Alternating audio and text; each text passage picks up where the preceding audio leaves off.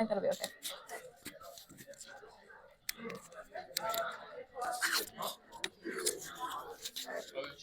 You're talking first. Here's a mic. It's already turned on and recording, so you guys can just like tap it with whoever's talking at the time.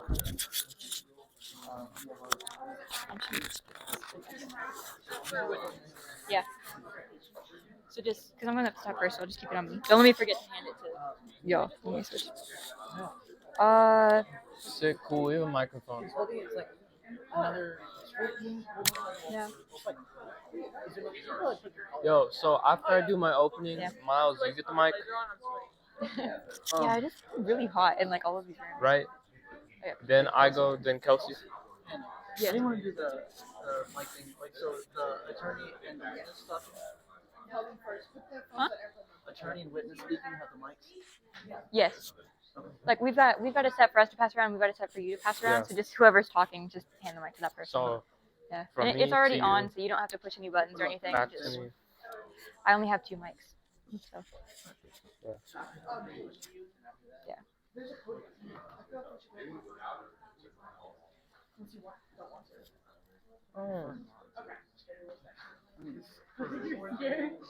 Just from timekeeper? Huh? Yes. Everyone's gonna like zone out. It's so funny. Everyone just zones out. Somebody's gonna ask him how time is, and he's just gonna be like, oh. So really good. Yeah, for sure. What?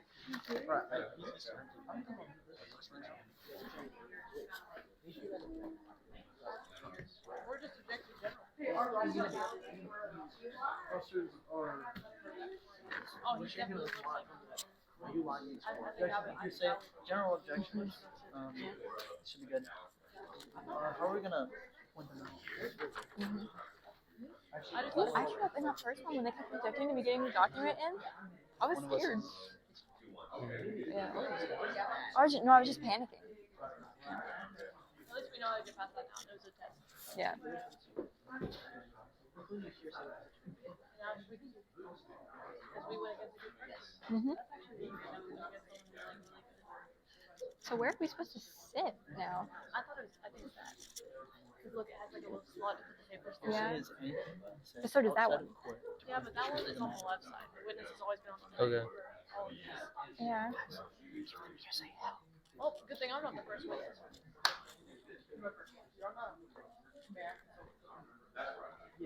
Miles, when you do the little housekeeping stuff, whatever, like the pre-trial, ask where we're supposed to sit because there are 2 booths and I don't know which one I'm supposed to go sit in.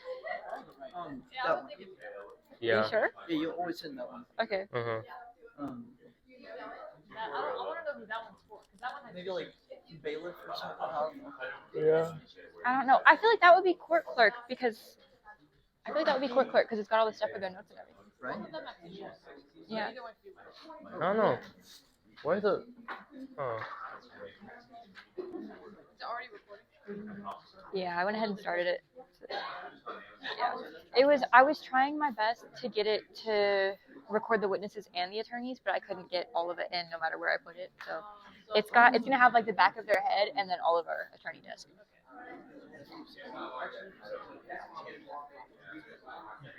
Yeah. I know.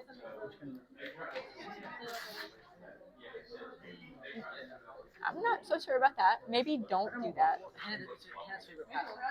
No. I'll touch on the video before I post it.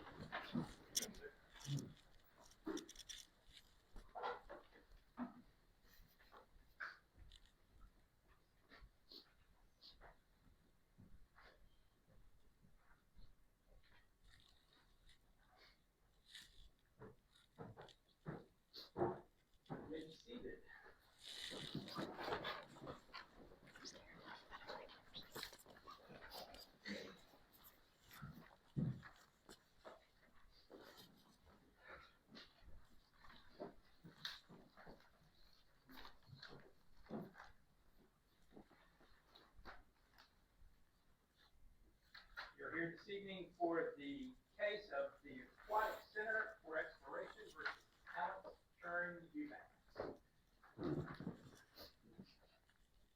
anyone on either of the teams recognize either me or our juror over here? No, Your Honor. Thank you. Is there anybody in the courtroom who is not specifically identified with our two teams, specifically Team N or Team I? Do you have your tags that show that you're from? Great. Also, if you don't mind, if y'all will keep that first row behind the bar, if you'll keep that clear, I'd appreciate that.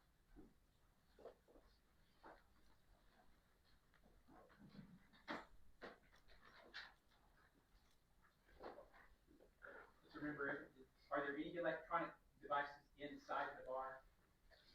Yes, Your Honor. As of right now, we don't have any stopwatches. So we ask if we can, on airplane mode, use the stopwatch app on a phone. You may use your stuff on your phone. Okay. Otherwise, all phones, all electronic devices, everything else does not need to. I'll go in somebody's bag and make sure this sound is turned off. All our spectators, please make sure your phones are set on silent. This will keep us. It just have our full focus throughout this.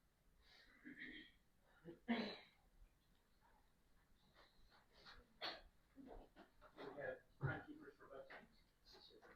Great. Oh, great. Glad you're here.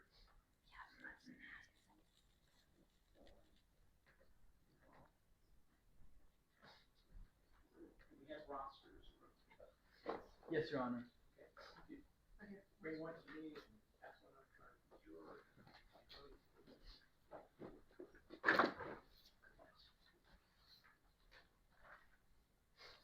Your Honor, I have a question. I'm also a court reporter. Do I sit up there or do I sit back here? I'm also a court reporter. Am I sitting back here or am I sitting there? If your court remarks, if you'll please sit up here in the jury box, then that will give you a better perspective if you like that. Am I still competing here? No, you don't have to. If you'd like to, you can sit up there and do some more work. Thank you. It's up to you.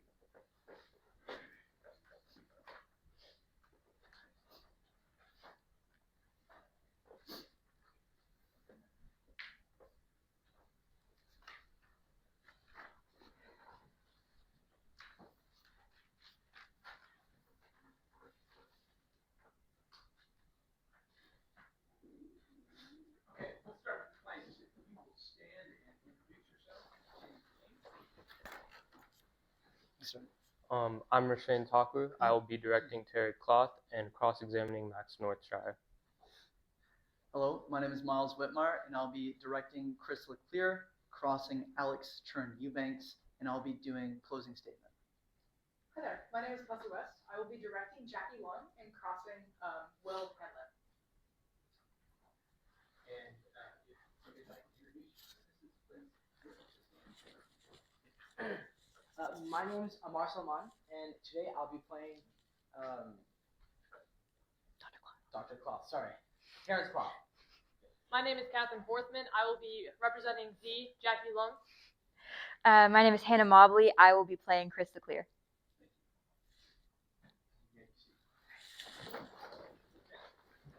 Your Honor, ladies and gentlemen of the jury, my name is Krista Cockmeyer. I will be directing Alex Chern Eubanks, crossing Chris Leclerc, and delivering the closing statement.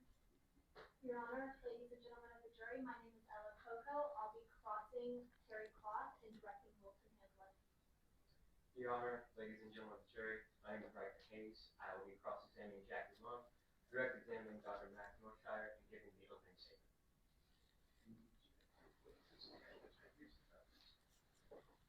Your Honor, ladies and gentlemen of the jury, my name is Amir John Ladikoff, and I will be Wilson I. Hamlet.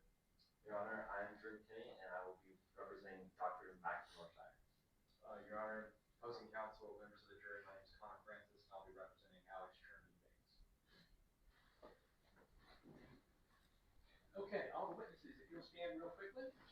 Sworn in, and that one is done.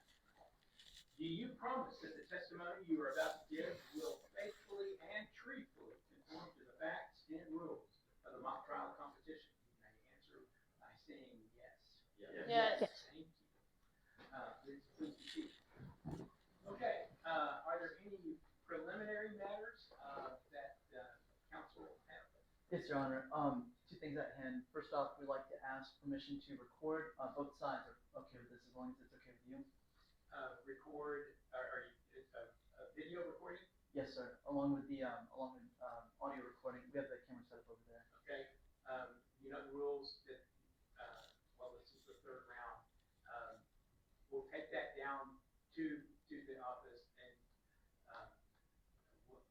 the guys who are the head of the program, they make sure that everybody's got a copy, and then that way, then we go forward with that, but that's fine. Yes, Your Honor. And then secondly, we'd like to ask permission to move about the well for both opening and closing statements. You may. Thank you, Your Honor. Let me have some preliminary matters. Yes. We ask that any testimony given after a successful objection be stricken from the record. You can presume that has been done. Thank you, Your Honor. Is that it? Okay, let's get started with opening statements. Yes, Your Honor. May it please the court, opposing counsel, members of the jury. My name is Rashawn Takur, and I, along with my co-counsel, Kelsey West and Miles Whitmire, will be representing the plaintiff today, ACE, the Aquatic Center for Exploration. Our legacy is one of the most important things that we can manage while we are alive. And that's what this case is about today. At its core, this case is about where a man's legacy will go. Now, as the plaintiffs, we'd like to prove 4 things to you. But first, let me give a little backstory. We are here today because Nano Design has recently perished upon a submersible called the Tutu. And on board the Tutu, he left a handwritten will that dictates that all he owns will go to ACE, A-C-E. Now, as this case moves on, we'll be proving the 4 things that I was previously talking about. 1, Nano understood that he was making a will. 2, Nano understood the effects of making his will. And 3, Nano knew what he was giving away with his will. And 4th and finally, we want to prove that the Aquatic Center for Exploration is the intended beneficiary of his will, meaning that they will receive all of his assets. The defense, however, will try to tell you many things. They'll attempt to confuse you with witnesses like Dr. Northshire, who has no business talking about Nano, considering that they never even met him. Along with this, they're being paid a gross sum to even be here today. And next, they'll try to charm you with Alex Eubanks, who really is nothing more than a greedy personal assistant who is after Nano's money. And next, and finally, they'll introduce you to Wilton Hanlett. And Wilton Hanlett is Nano's attorney who oversaw the previous wills that Nano wrote. And Wilton Hanlett has openly said that Nano knew the process for making a will very well. He was attentive and meticulous. Now, as the plaintiffs, we have all the burden of proof on this case. And we're confident that the testimonies of Dr. Claude, Nano's personal doctor, who met with him frequently, will help ensure and prove that Nano was prepared for this dive both physically and mentally. Next, we'll talk to Jackie Lung, Nano's personal trainer for this dive, and Jackie Lung saw firsthand Nano's sheer skill with underwater activity. Jackie Lung saw how he handled being under pressure, and Jackie Lung oversaw the rigorous Navy SEAL level training that Nano received before this dive. And finally, we'll talk to Chris Leclerc, the CEO of ACE, the Aquatic Center for Exploration. And Chris Leclerc will be key in understanding how passionate Nano was about the Aquatic Center's work, and how involved he was throughout the process before the dive, and how enthusiastic he was about the idea of going down on a dive in a submersible. Crystal Clear will also help you understand exactly why Nano wants to give his assets to ACE, the Aquatic Center for Exploration. And after we've presented all the facts to you today, we trust you to make a decision. Now, the right decision is this. It's to decide and find that Nano Design had made a valid will, that he had sufficient capacity to write it on board the Tutu before he had died.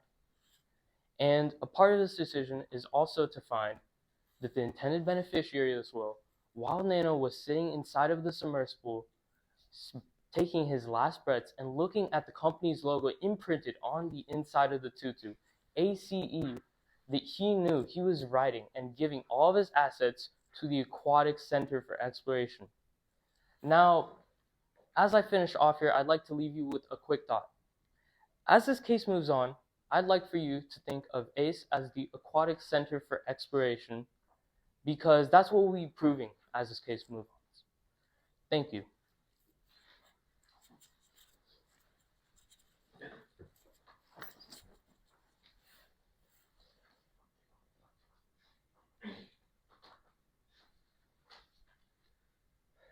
Your Honor, members of the jury, my name is Riker Hayes, and I'll be representing the defendant, Alex Chern Eubanks, in the case the Aquatic Center for Exploration versus Alex Chern Eubanks. This case is simply about a dying and failing company and their greed as they attempt to take advantage of a man who had lost his mind. The facts of this case are, on November 1st, 2022, Tutu, a submersible developed and operated by the Texoma-based Aquatic Center for Exploration, initiated a dive of 20,000 feet. 3 hours into that dive, they lost all communications with command ship Bravo. The Navy was dispatched to the area of the dive on November 3rd, and 4 days later, on November 7th, the Navy located the Tutu. Nano Design and Captain Jesse Watkins, both passengers inside, were unfortunately both found dead. Autopsies would later reveal that both of them died due to a lack of oxygen. While covering their bodies, the Navy also discovered a little red notebook in the possession of Nano Design, and within that notebook was a holographic will, leaving all of Nano's fortune to ACE. We are here today to prove that Nano lacked the mental capabilities to write a holographic will. But if it is proven he was mentally capable, we will prove that the Aquatic Center is not the ACE in question. Rather, Alex Chern Eubanks, Nano's closest and best friend. You will hear from expert witness Dr. Max Norshire. Dr. Norshire will tell you that Nano Design lacked the mental capabilities to write a holographic will. And he will tell you, as time ticked away on the submersible, Nano's cognitive and motor functions deteriorated, making that will invalid. Lastly, Dr. Norshire will tell you that despite Nano's training with Jackie Lowe, it would have been scientifically impossible for him to have made the oxygen supply last long enough for him to have written that will at the time and date recorded. You will then hear from witness Wilton I. Hanlett, Nano's personal lawyer. Mr. Hanlett will tell you that before Nano's death, while he did periodically change his wills, he never once left all of his fortune to one company.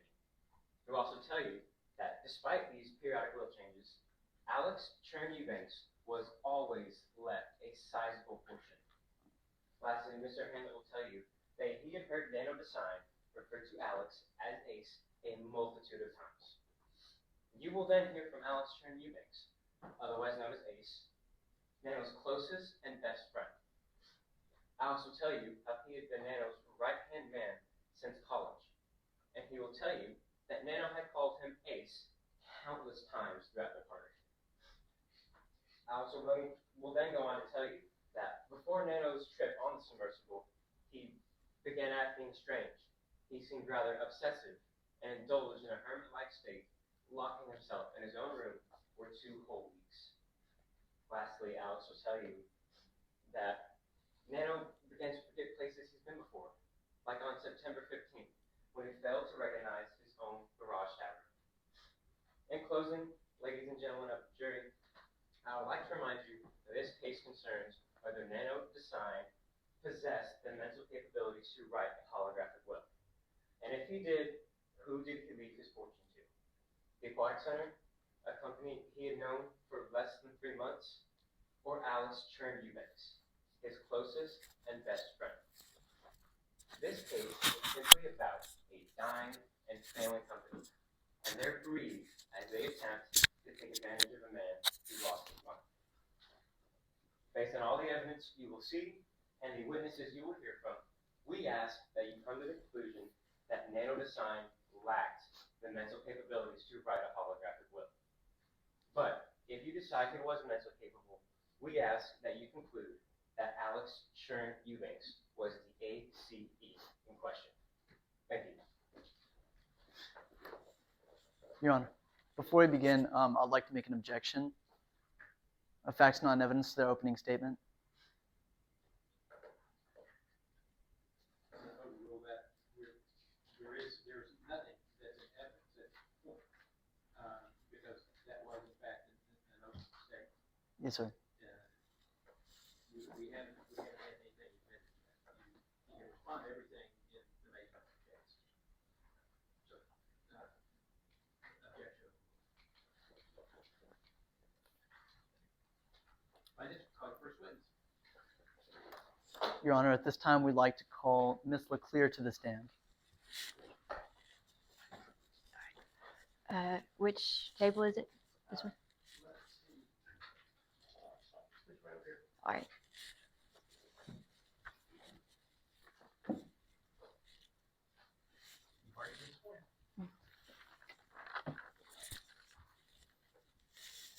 All right. Good afternoon, Ms. LeClaire. Could you please introduce yourself to the jury? All right. G'day, mates. My name's Chris LeClaire, and I'm the CEO and Directing Manager for the Aquatic Center for Exploration. But I know what you're thinking. The name is a bit of a mouthful, so you can just call us ACE, mate. Everybody else already does. Could you please explain your education? So I graduated from the University of Sydney, Australia, with a Master's in Marine Biology, a degree in Aquatic Engineering, and I also have several qualifications in maritime operations. Could you please explain your experiences in those fields? So in 2002, I began working as a captain of a vessel at a company called Mills Maritime Machines, or MMM, and I remained there until 2016 when the Aquatic Center, or ACE, reached out to me asking me to become the CEO. So how do you know Nano? Nano reached out to me in September of 2022 asking if he would be allowed to board one of our vessels called the Tutu, which was a new project we've been working on. And how did you respond to that? So initially when he reached out, I did have to tell him no. And before we begin, could you please explain to the jury what the Tutu is? So the Tutu is a new piece of technology that we've been developing at ACE. It is a deep water submersible that will aid in ocean exploration that we hope to one day open up for commercial diving. And how far down was the dive supposed to go? So the dive that Nano went on November 1st was only supposed to reach a maximum depth of 2,500 meters. And how invested in the project was Nano? From what I could tell, Nano was extremely invested in this project. After I initially told him no, he called me every day for about a week, just going on and on about this shipwreck called the Ellie and asking if he'd be allowed to board the Tutu. Your Honor, may I respond? She's talking about her personal experiences with Mr. Design, and also there is a monetary investment being said currently. Response, Your Honor. Yes. The witness is testifying without a court statement to affirm the matter as true. Okay. I'll give you an opportunity to rephrase your question, and I'm going to uphold your objection. You can rephrase. Thank you, Your Honor. So, how much did you offer Nano to do the test dive in the submersible? How much did I offer him? Yes. Well, I didn't offer him anything to board the submersible. Okay. How much money did Nano offer you to ride in the submersible? Well, initially, when I agreed to let him board the submersible, I asked for $50 million, and he then offered to give me $100 million to have it ready by a certain date. And in your personal experience, how reluctant did he seem? He wasn't really. He, as I said, was very enthusiastic about the project. So, Your Honor, she's talking about a personal matter that she had with Mr. Nano to sign. There's nothing to speculate. The question was within your knowledge and not definitive answer. The witness responded what he is rather than it seems to be. I'm going to sustain the objection and allow you to re-ask the question. You can rephrase it and re-ask. Thank you, Your Honor. So, how soon after did Nano pay you the $100 million? it was almost immediate. I mean, by the time I even got off the phone with him, I had already received an email about the deposit. Mm-hmm. So, let me ask you, when did Nano dive in the tutu? His dive started in the early morning of November 1st. And who was with Nano? Only the captain of our vessel, Jesse Watkins. He's been with our company for a long time. And then when did the tutu itself surface? It surfaced on November 7th, a few days later. All right. What is your involvement in the creation of the tutu? I worked very closely with it. I helped develop the initial designs and then oversaw its production. I also worked very closely on the communication system and developed most of it myself. All right, Your Honor, may I approach the witness what has been pre-marked as Exhibit 2? You may. Thank you, Your Honor.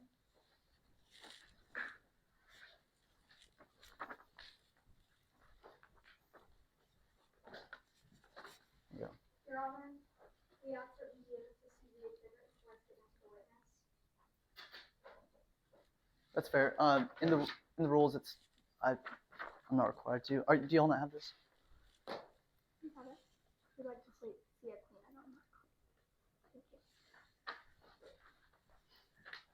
Just for the record, I'm not required to do that. It says so in the rules. All right, Mr. Clear, can you identify this document? These are the specifications and a brief blueprint of the tutu. And is it fair and true to your knowledge? From what I can tell, yes. Can you tell if it's been altered in any way? I don't believe so. Do you feel as though this will aid the jury in our trial? I think it will. Your Honor, we move to publish this to the jury. Any objection? No objection. So admitted. All right. Thank you. It's all right. Could you pass this back? Thank you.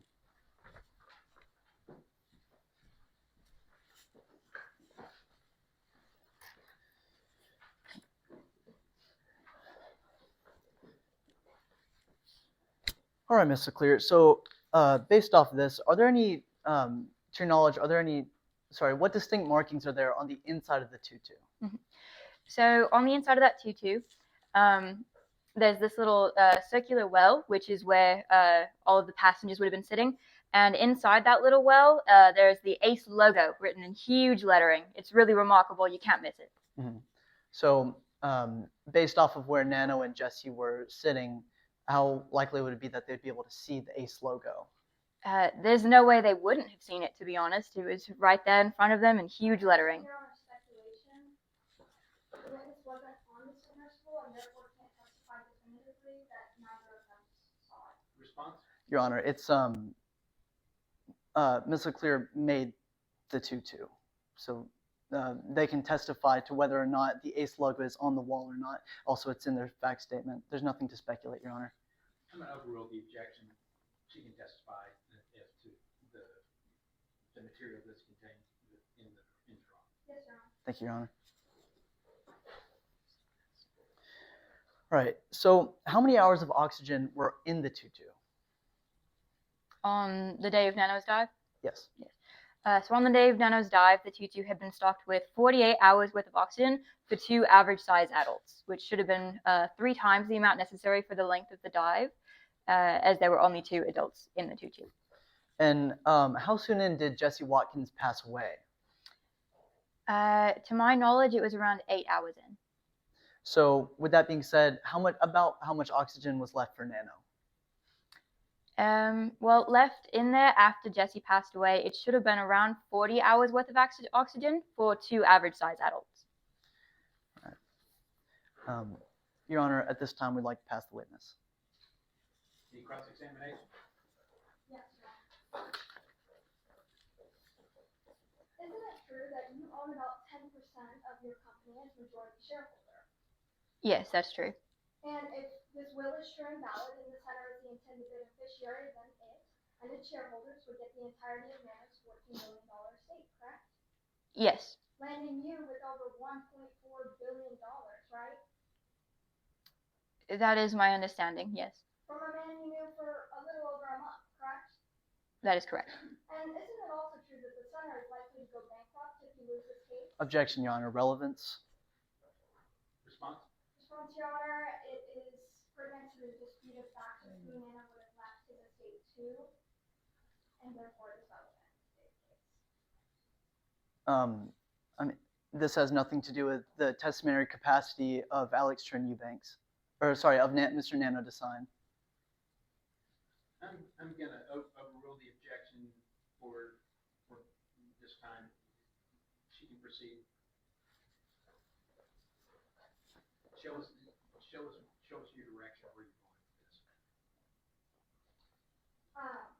So, without Nano's money, your company would likely go bankrupt, correct? Yes. Now, I would like to direct your attention to your interactions with Nano. On September 25th, you got a call from Nano, correct? Yes, that's correct. And you said before that he wanted to board the tutu, right? Yes, that is what he asked me. And you told him that the tutu wasn't CMEC certified, correct? Yes, I did. Getting him aboard would take $50 million, right? Not during that phone call. But later, you did tell him this. Yes. And you also explained to him that getting him aboard would take lying to the Texoma guard, wouldn't it? Yes. And the tutu had only completed about 5 out of the 6 tests that are required to allow civilian passengers, correct? At that time, yes. And so you didn't follow through with the proper protocol, correct? That is correct. And despite all of the blocks that you tried to throw up, Nano was insistent, wasn't he? He was very insistent. Your Honor, permission to approach the witness with what is remarked as Exhibit 1C and pre-admitted. You may.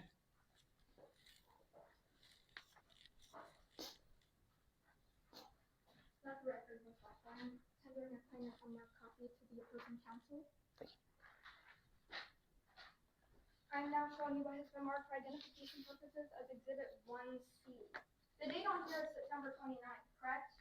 Yes. And this was the date of your virtual call with Nano, right? Yes, it was. And on this paper, it says, and I quote, "Moron want broad release," doesn't it? Hold on. Give me a moment to look for that. Could you tell me where on the page that is?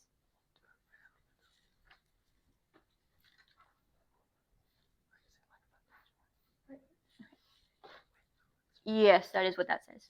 And you were the one that wanted the broad release, correct? The release from liability. Yes. And it also says on there, it says 100M November 1st, right?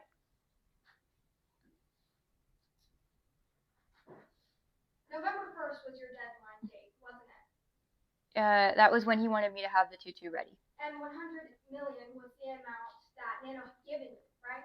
Yes. And it also says, LeClaire at the center finally caves, doesn't it?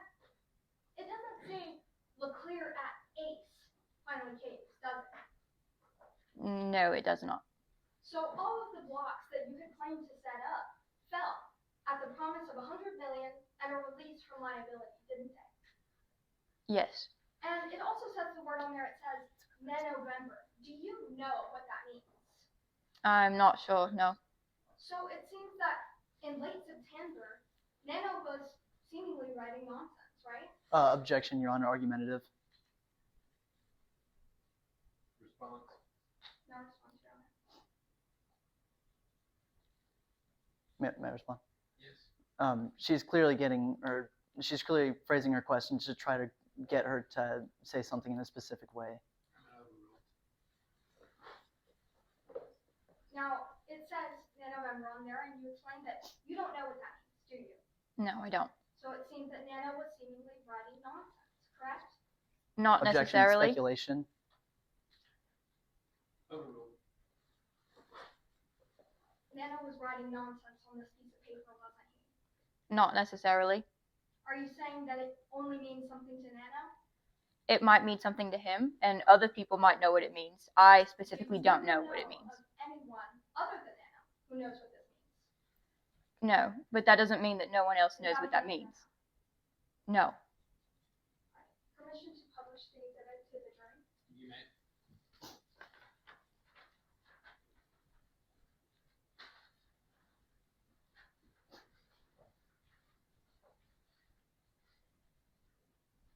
Do you read right? Sorry. Oh, I'm sorry. Pardon. Now, I would like to direct your attention to Nano's behavior. You thought Nano was a really weird guy, right? He did seem a little odd. And you said that you had never personally interacted with him prior to your call on the 25th, correct? That was the first time I spoke to him, yes. So, he had never reached out to you before this point regarding his interest in sea exploration or your company, right? He never Objection, reached out to me. compound question. Response to your honor. Rephrase. So firstly, he never reached out to you regarding his interest in sea exploration prior to this point, right? He never reached out to me before that day. And this includes not reaching out to you for interest in your company, correct? He never reached out to me specifically. I don't know if he reached out to anyone else in the company.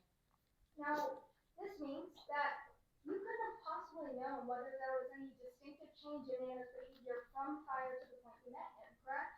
Objection, Correct. witness not an expert. She couldn't tell specifically if he has any, mental things going on, mental issues going on. Response, Your Honor? I am simply asking the witness to describe what they did not observe. I'm going to overrule the objection. I'll repeat the question, please. You couldn't have possibly known if there was any distinctive change in Nana's behavior from prior to that point, correct? Well, I had never met him before that day, so no, I couldn't describe what he was like before. Thank you. And had Nano ever called you the wrong name? He, I believe, tried to give me a nickname once, but he never mispronounced my name or anything. Are you saying that he did not ever call you the wrong name? He referred to me as Crystal Chandelier once, trying to give me a nickname. You stated that Nano had called you the wrong name multiple times, didn't you? Not that I can remember.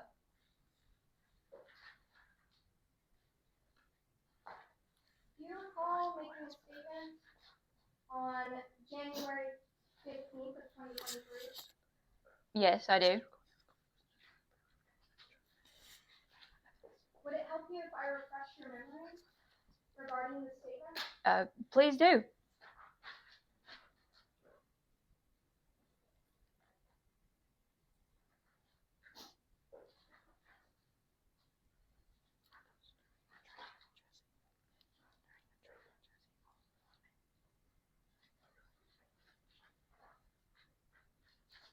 My apologies, Your Honor.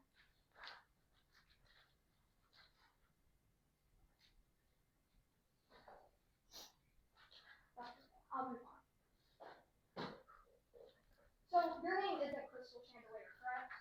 That's correct. My name's Crystal Clear. And in your experience, Nana wasn't particularly nice to anyone but Jesse and Alex, right? That is true. And from your perspective of the holographic will and its intended beneficiary, then neither of those people could possibly financially benefit, right? Objection, witness not an expert. She cannot fully attest to the lawfulness of the holographic will as she is not a lawyer and doesn't have any degree in law. Response. Response, Your Honor, we're not asking about the lawfulness of the will. We're asking whether or not it could financially benefit either someone who is dead or someone who is our defendant. overrule the objection, allow the witness to answer. I'll repeat the question for you. From your perspective of the holographic will and its intended beneficiary, neither of the people you just claimed that Nana was nice to could possibly gain, correct? I don't understand what you're asking me. Only your company, and not the two people that he was nice to, would financially benefit from a will that he wrote himself. Well, we're here today to argue this because you believe that the ace could be Alex Chen Eubanks. But you believe, from your perspective of the will, that neither of those people could possibly benefit, right? Yes, I 100% believe that he was referring to the company. Or is that a yes or no? Neither of those people could benefit. Yes? In my opinion, no. You don't believe that they could benefit, or you do? No, neither of them could benefit. Thank you. And let's address the technical aspect of the 2-2. The 2-2 came equipped with ballots, correct? Yes, it did. Now, Your Honor, permission to retrieve Exhibit 2 from the jury?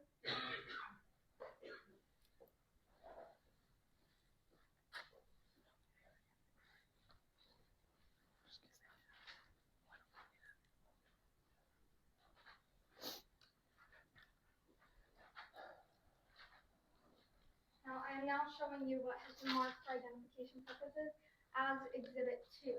This is the 2-2 schematics, correct? This is the what? The 2-2 schematics. Yes. And on there is a ballast release lever, correct? Yes. Could you point for the jury where the ballast release lever is on there? Objection relevance. Response, Your Honor, this has already been admitted into evidence, and the witness has the right to testify on it. May I respond? Overrule. Could you point for the jury where the ballast release lever is on there? Do you want to give them one of these so they can see it? I've got 2 copies up here. Oh. Okay. Right at the bottom is the ballast release lever. Would you say that this is in an accessible area? Yes, very accessible. This way on purpose, correct? Yes, so that the passengers can reach it. Yes. And the ballasts are meant to weigh the submersible down, correct? Yes, And once the ballasts are released, the 2-2 should be light enough to float to the surface, correct? that's correct. Now, if you were on board the 2-2 and communications were lost, you would release the ballast, wouldn't you? I probably would, yes. Knowing that it could save your life. Yes. Yet we don't know why Nano nor Jesse didn't release the ballast sooner, correct? No. Unfortunately, I don't know. Or if Nano or Jesse released these at all, correct? The ballast had not been released when we found the 2-2. Thank you. And those ballasts could have saved their life, correct? Potentially, yes. Permission to republish to the jury.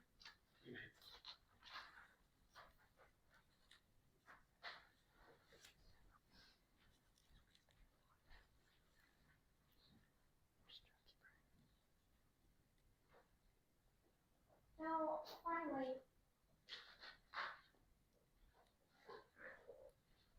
I would like to draw your attention to the holographic will that is being disputed today. On this will, it says, I forgive you, right? And how many people work in your organization? Quite a few people. About 9,000, right? Yes. And had you ever actually heard Nano refer to the center as ACE? Not specifically, no. Thank you, Your Honor. We pass the witness. Redirect. No, Your Honor. Hey, you may sit down. Call your next witness. Do I leave this up here? All right. Your Honor, we'd like to call Dr. Terrence Bond to the stand.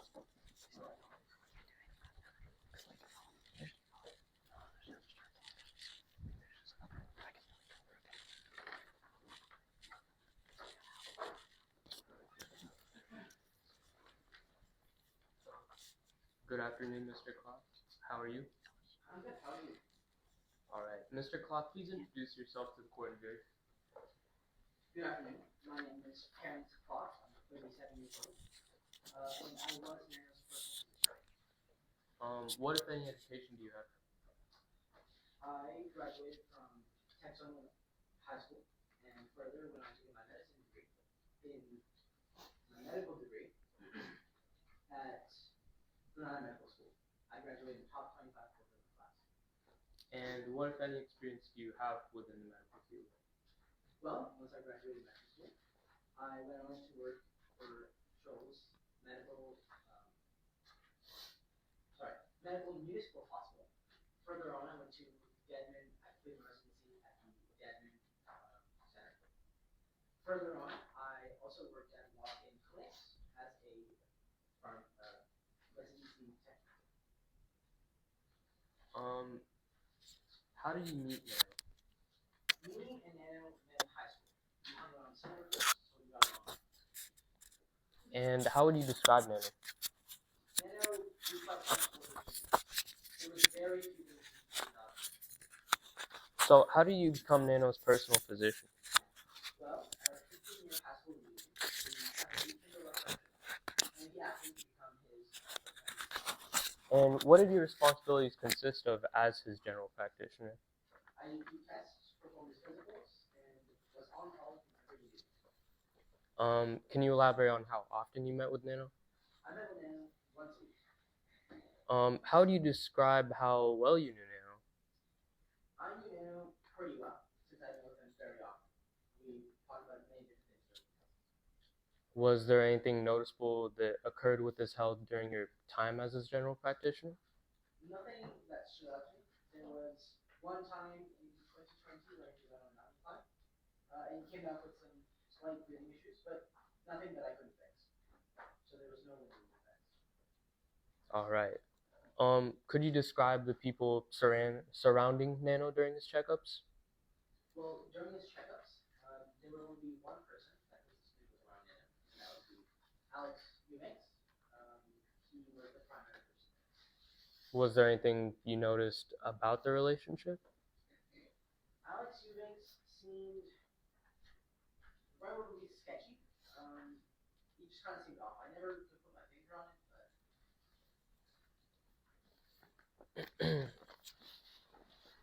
Your Honor, may I approach the witness with what is?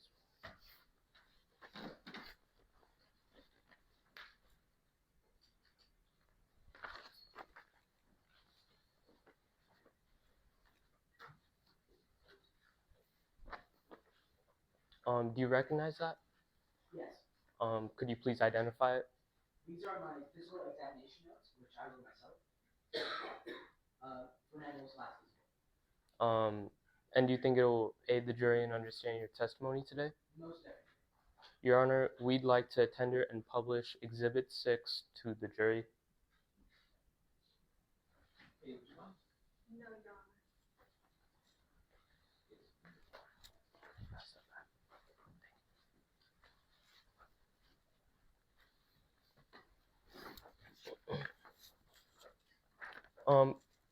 Could you provide a brief overview of this physical you conducted? Yes. We started off with basic things, checking his height, his weight, and even his body fat percentage. We moved on to his resting heart rate and blood pressure. After that, we went on to the basic things like head, neck, his eyes, and his ears, just to make sure that most of his functions were working well. And we rounded it off with a stress EKG test. Could you explain the stress ECG for the jury? The stress ECG test is a test where the patient will run on a treadmill for a certain amount of time with wires, so I can monitor their well-being and resting heart rate. So during the first 10 minutes of the stress ECG, how was Nano performing? Nano was performing very well. There was no problem there. Now, there seems to have been a fall. How would that fall affect the conclusion of his physical? Well, Nano falling after 10 minutes of the stress EKG test or ECG test would technically place him in the 4 category, but it wasn't from fatigue. It was him tripping over the wires that I set up. It's pretty common. What did you think of his fall at the time? At the time, I didn't think too much of it. I wasn't very concerned for his medical well-being, so I saw no problem. So what were your overall thoughts about the physical? Overall, I saw no worries about Nano's physical condition, and I passed him to go into review. Can you tell us about some of the cognition tests that you ran for Nano? Yes. I performed the MMSE, Main Mental State Examination, on Nano. The test consists of a few questions to where it is recognizing common objects, understanding of things, showing a phrase and seeing if you can recite it back to me after a little while. Stuff like that. It's one of the best ways to see if the patient has dementia. It's score, the highest score you can get is a 30. So how did Nano perform on these cognition tests that you conducted? Well, a passing score is 24, and I don't ever recall Nano getting anything below a 24. So I saw no problem. So what could these scores indicate about Nano and his mental state, in your professional opinion? According to these tests, which have been medically certified, I saw no problem with Nano's science and mental capability. Your Honor, we'd like to pass the witness. Your Honor, may I proceed? You may. So a little about you. You went to medical school in Rwanda, correct? In where? Grenada, sorry. Oh, yes. And after you graduated, you worked at 3 different clinics before Nano hired you, correct? Yes. And the last clinic you worked at committed Medicare fraud, is that right? Sorry, could you repeat that? The last clinic you worked at committed Medicare fraud, is that right? The clinic, yes, not me. And you were aware of the Medicare fraud taking place? Yes, I unfortunately was. But you didn't speak out against the Medicare fraud, did you? No. And you made no attempt to leave the clinic after you found out about the Medicare fraud? Objection relevance? Response? This is relevant as it was presented in the fact statement, and it is relevant to the case and the credibility of Terry Clark. May I respond, Your Honor? You may. Dr. Klott's work history has nothing to do with Nano's testamentary capacity on board the 22. It is necessary. Sorry. I'm gonna to overrule the objection. You can continue. Okay, thank you, Your Honor. I'll re-ask my question. And you made no attempt to leave the clinic after you found out about the Medicare fraud, so no? No, I didn't. In fact, you and the clinic used the Medicare fraud taking place to make a decent living, is that correct? I took the pay that I got from my job, yes. And while you worked there, you were charged 5 separate times in 4 years, correct? For Medicare fraud? Yep, charged, never convicted. Pretty common. Now, on to Nano. You've known Nano since high school, correct? Yes. And Nano hired you as his personal physician about 4 years ago. Yes. But you don't know what college Nano went to. Not 100% sure. And you had to read articles to learn about Nano's life. Yeah, we kind of fell out after high school, so we read that. So over the course of the 4 years you worked for Nano, you don't really know that much about him, is that right? After 4 years of knowing Nano, I learned quite about his medical history, which, as his personal physician, will matter. So you and Nano weren't really close besides the professional aspect of your relationship, is that right? I would say we were friends. And he didn't even call you to make his appointments, correct? He actually did call me to make his appointment. So Alex did not contact you to make his appointments? Alex sometimes did. There was definitely times where Nano contacted me himself. Now on to Nano's health. Nano has a family history of cognitive issues, correct? Yes. You gave Nano painkillers and muscle relaxants often. Yeah, unfortunately. Even when he did not necessarily require them. I only give it to him when he required it. Let's talk about Nano's fall on the treadmill. You only have one patient, Nano, correct? Yeah, my one and only. But even though you only have to treat one patient, the wires were still messy enough for Nano to fall during the stress EKG. Yes. Even though you should have had optimal time to organize the wires. I do other things and give physicals, like checking his other stats and stuff. After he fell, you didn't continue the physical, correct? No, I left it at that. So he was never properly evaluated for the trip. I passed him to go because everything that he did, and he did well, and it was an unfortunate accident. Objection, I'll redirect you to the question. It's yes or no. So he was never properly evaluated for the trip, correct? I believe he was. Okay. even though you did not continue the physical? Yes. So your one and only job is to take care of nano design, and you failed, didn't you? I wouldn't say that, no. Thank you. No further questions. Redirect. No, Your Honor. We'd like to pass.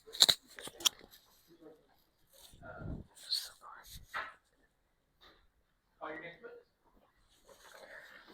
We would like to call Jackie Lund to the stand.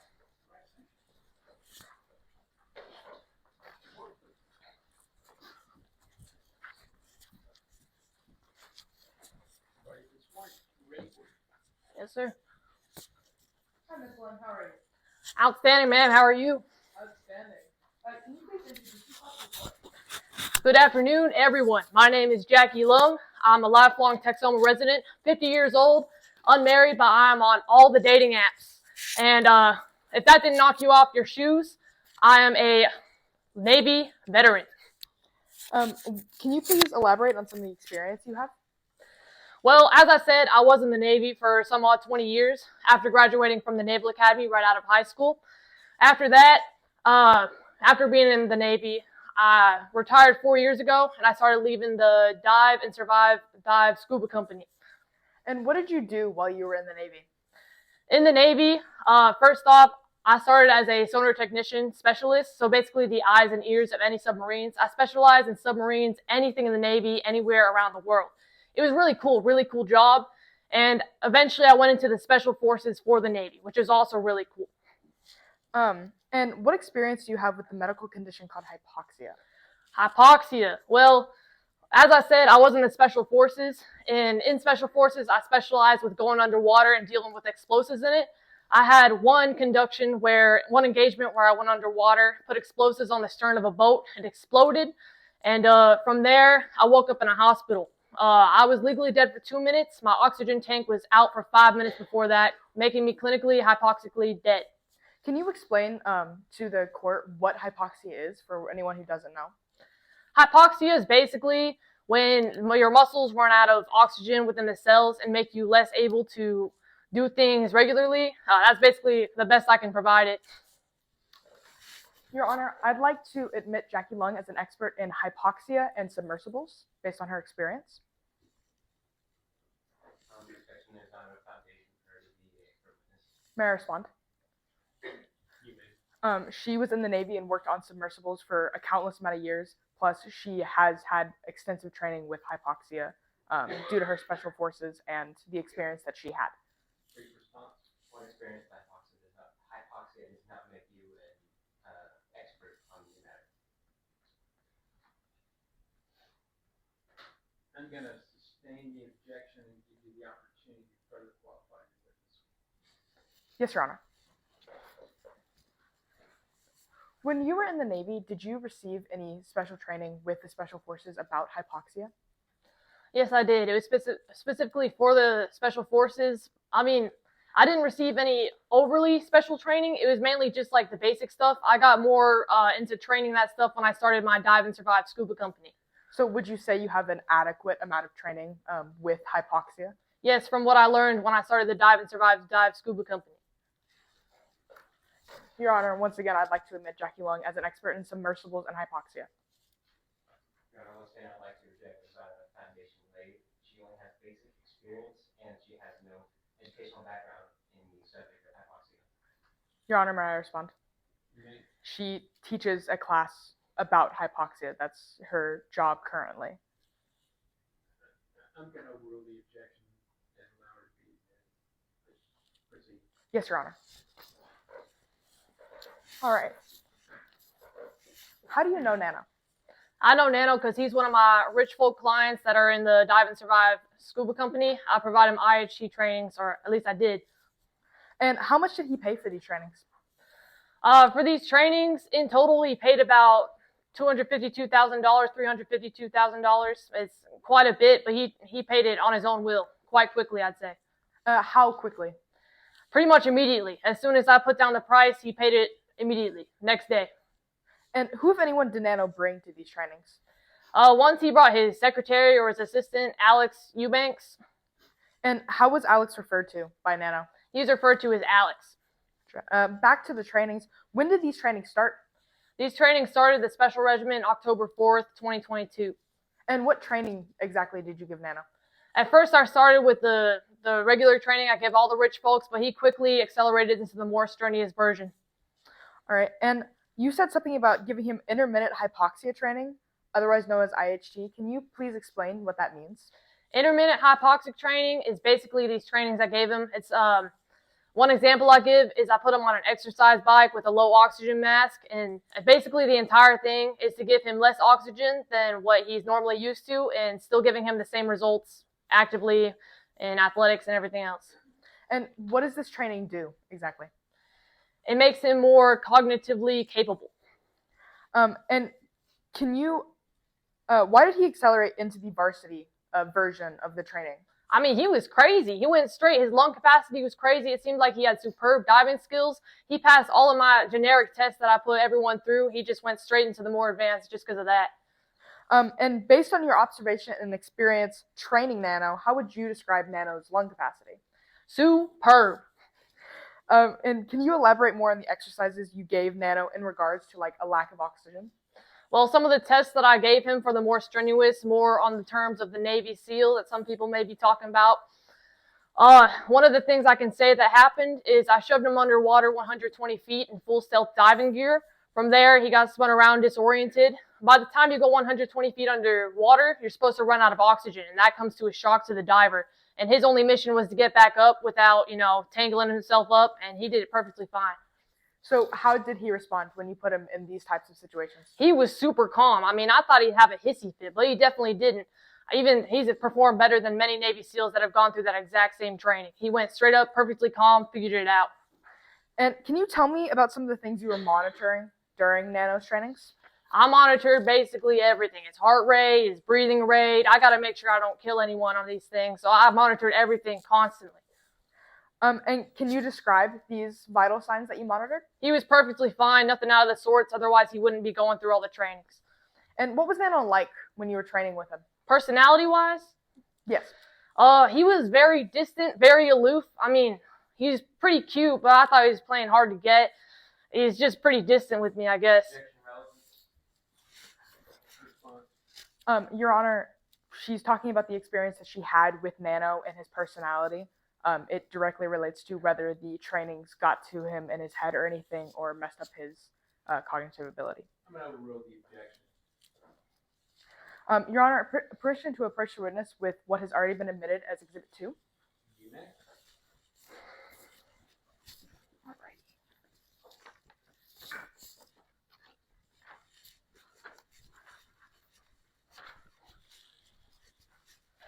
All right. Thank you, madam. Now, Ms. Lung, can you please rephrase what that document is? This is the blueprint of the 2-2. Gotcha. And what experience do you have with submersibles similar to the 2-2 that you see on that blueprint? Well, as I said, when I specialized in sonar technology, I specialized with the eyes and ears of any submarine. When I was in the Navy, I saw a lot of submersibles, a lot of submarines with blueprints that are very similar to the one I'm seeing right here. Gotcha. And what did you find while examining the oxygen supply of the 2-2? I found for this one specifically, this submersible was capable of holding 48 hours of oxygen for 3 people, just based off this diagram. And based off your experience with similar submersibles, how long could the oxygen supply on the 2-2 last? With the 2 of them being on that submersible, with the breathing techniques they had, they could have lasted 70 hours, if not more. Gotcha. I'll take that back.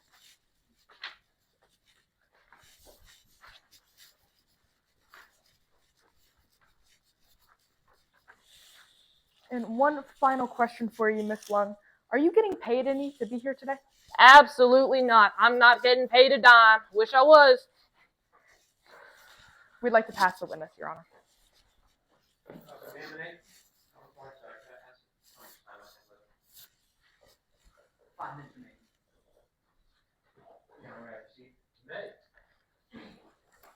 You attended the Naval Academy right after high school, correct? Well, howdy do you too. Yes, I did. After graduating from said Naval Academy, you were in the bottom 5% of your class. Is that right? Objection, Your Honor. Relevance? Watch out. Trying to get background on the expertise of our said witness. Overruled.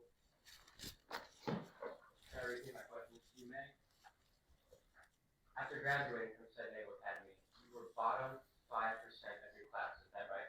Not a very good test taker, so no. Your father was a top charter fishing guy. Is that right? Yes, he was. And he took executive Navy officers on these fishing guides quite regularly, didn't he? Yeah, it's pretty cool. Would you say you're only in the position you're in now because of who your father was? Objection argumentative. Sponsor? Yes, I am not arguing with the witness. I'm just asking her a question. I'm gonna overrule the objection. Good question. You can answer. Thank you. Well, that is awfully rude, but I don't really think so. I mean, I worked hard to get into the Naval Academy. It takes a lot more than my daddy saying something. You sort of left it open. I'll allow her to answer. That's awfully rude. It takes more work to get into the Naval Academy than my daddy saying something, you know? Yeah, you repeatedly mentioned in your statement, it's not what you know, it's who you know.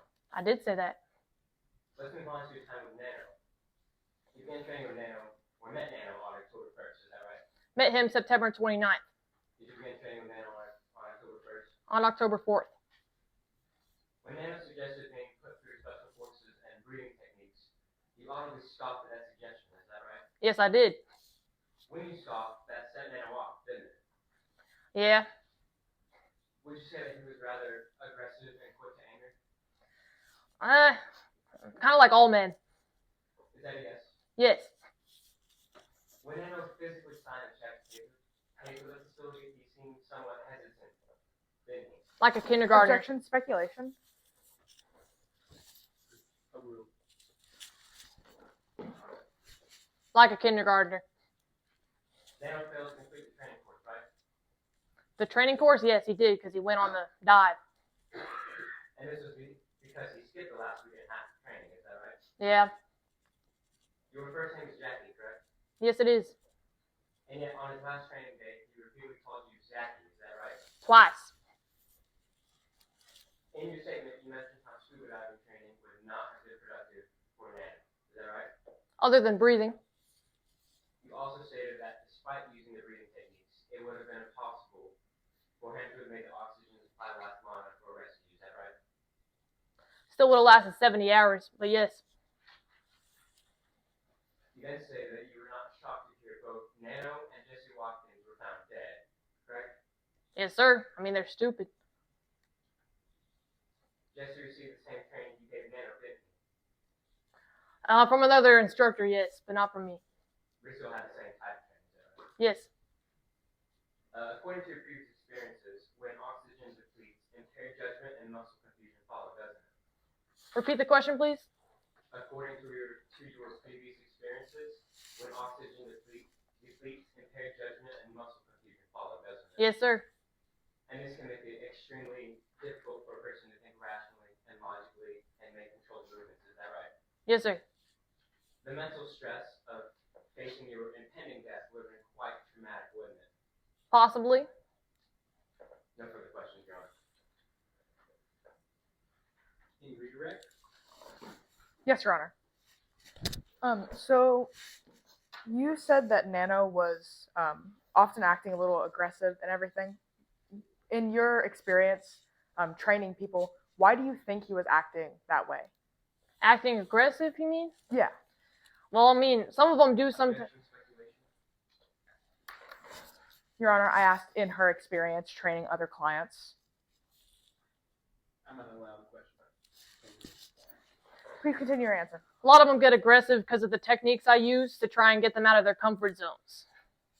And even though Nano did not finish the training, did you still give him an adequate amount of breathing techniques and training? Yes. No further questions, Your Honor. Can you be cross? Yes, one thing I like that most time I have left. 1 minute and 43 seconds. May I proceed? Yes. You can't actually know if Nano used those breathing techniques he learned with you, right? No, I cannot. No further questions.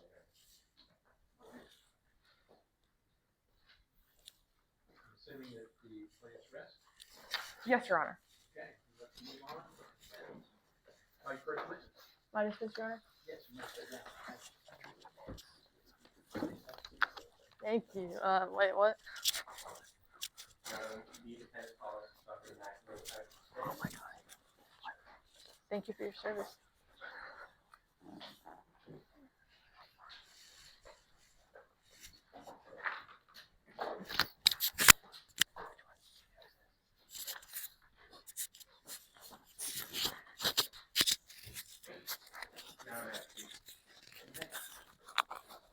We appreciate your name. I am Dr. Max Northside. We appreciate your profession. I own a consulting firm, Northside Expertise. And what exactly is it? I have an expertise in cognitive neuroscience as well as forensic handwriting. Will you provide some more detail on what exactly that means? I know the ins and outs of the human brain everything along with the handwriting process while using their signatures. Where did you receive your education? I received my education. I went to Yale in 1999, where I graduated with a triple major in psychology, forensics, and neuroscience. And then in 2004, I graduated from Harvard with a PhD in neuroscience. What is your involvement in this case and your reasons for your participation? I'm an expert witness, and I have a professional background. What were you specifically brought in to do for this case? Analyze Nano Design's handwriting along with Jesse Watkins' handwriting. What did you do to prepare for this case? I looked at Nano Design's previous health records along with Jesse and Nano's signatures. How did your background in education help you prepare for this case? I know everything there is to know about the central nervous system and what responses it has to low oxygen environments along with handwriting and these types of situations. Your Honor, would like to tender Dr. Northshire as an expert witness in this case based on his education, experience, and training. Any objections? No, Your Honor. So admitted. What are Nano's mental abilities like based on your expertise? I believe in late September he began to show signs of mental regression. And what are some examples that led you to this conclusion? Forgetting places he's been, people's names, similar incidents, along with his hermit phase. And why did these specific examples make you believe Nano was showing the signs of mental regression? These are all textbook examples of the onset of dementia. Moving on to Nano's time on the True Tooth submersible, what are your thoughts on his capacity to write a holographic will? I believe he did not have the mental capacity to compose a holographic will. Objection, speculation. Your Honor, that was an objection. You already answered my question, Your Honor. Okay. Yeah. You had to object before you answered his question. Proceed. And why is that? I'm sorry, take your previous question, Your Honor. What are your thoughts on his capacity to write a holographic will? He couldn't compose a holographic will based on the fact that he ran out of oxygen, or at least the oxygen began to impair him. The air normally contains 21% oxygen, but we start to receive mental impairment when it reaches below 15. And what makes you think there was insufficient oxygen for Nano to understand the effects of writing a will? It's estimated. Objection, not an expert. Response. Your Honor, he is an expert. He was just admitted into evidence as an expert. May I respond? No, ma'am. He's not an expert in hypoxic training, and he was also not aware of exactly what the conditions were on the submersible. He is, he is using his background in education and his experience explaining to us the oxygen levels and how it affected the brain. That's exactly his expertise. You can get into that on the cross-examination. I'm not allowed to question. Shall I get a question? You may. What makes you think there's insufficient oxygen for Nano to understand the effects of writing a will? The oxygen on the submarine was estimated to last around 48 hours for 2 adults, and he composed his will around 60 hours after the submersion began. Your Honor, may I approach the witness of what has been marked for identification purposes as Exhibit 1C through 1G?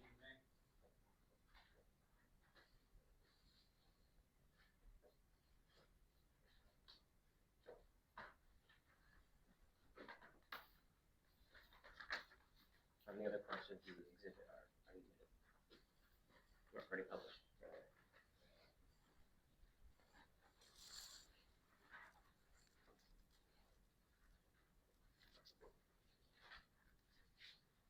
Your Honor, Exhibit 1G has already been admitted, correct? Yes. Do you have it, Ben?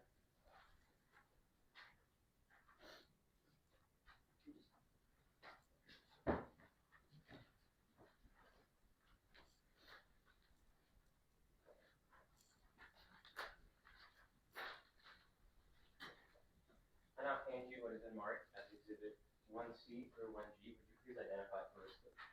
These look to be notes made by Dan at the time and his notebook. Your Honor, permission for the witness to step down and publish the exhibits to the jury. You may.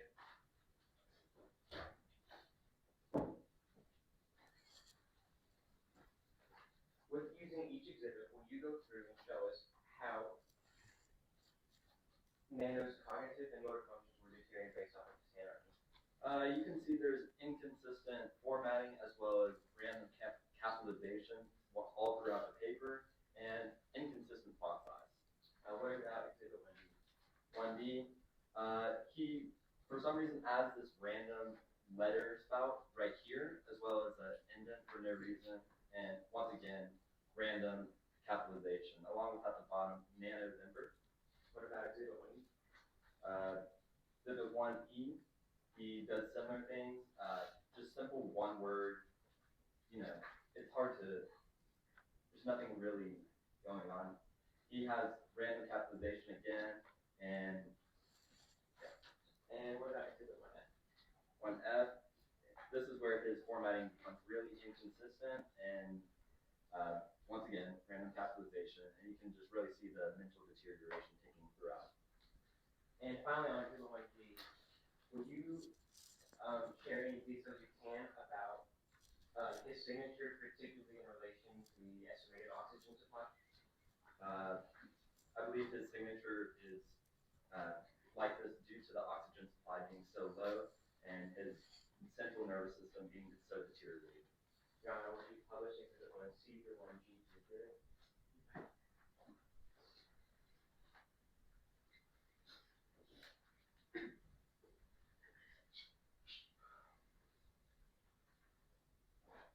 How did the special breathing training Nano received from Jackie Long help preserve his life on submersible? In my professional opinion, it's not scientifically possible for them to extend the length of the oxygen any more past the speculated time. If anything, it hastens it. Your Honor, may I approach the witness of what has been marked for identification purposes as Exhibit 12? You may.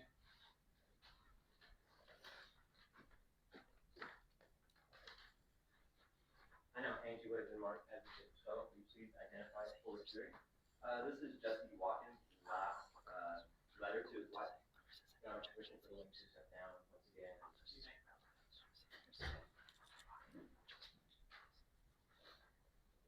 So while showing the jury, will you please describe to us your thoughts on this letter?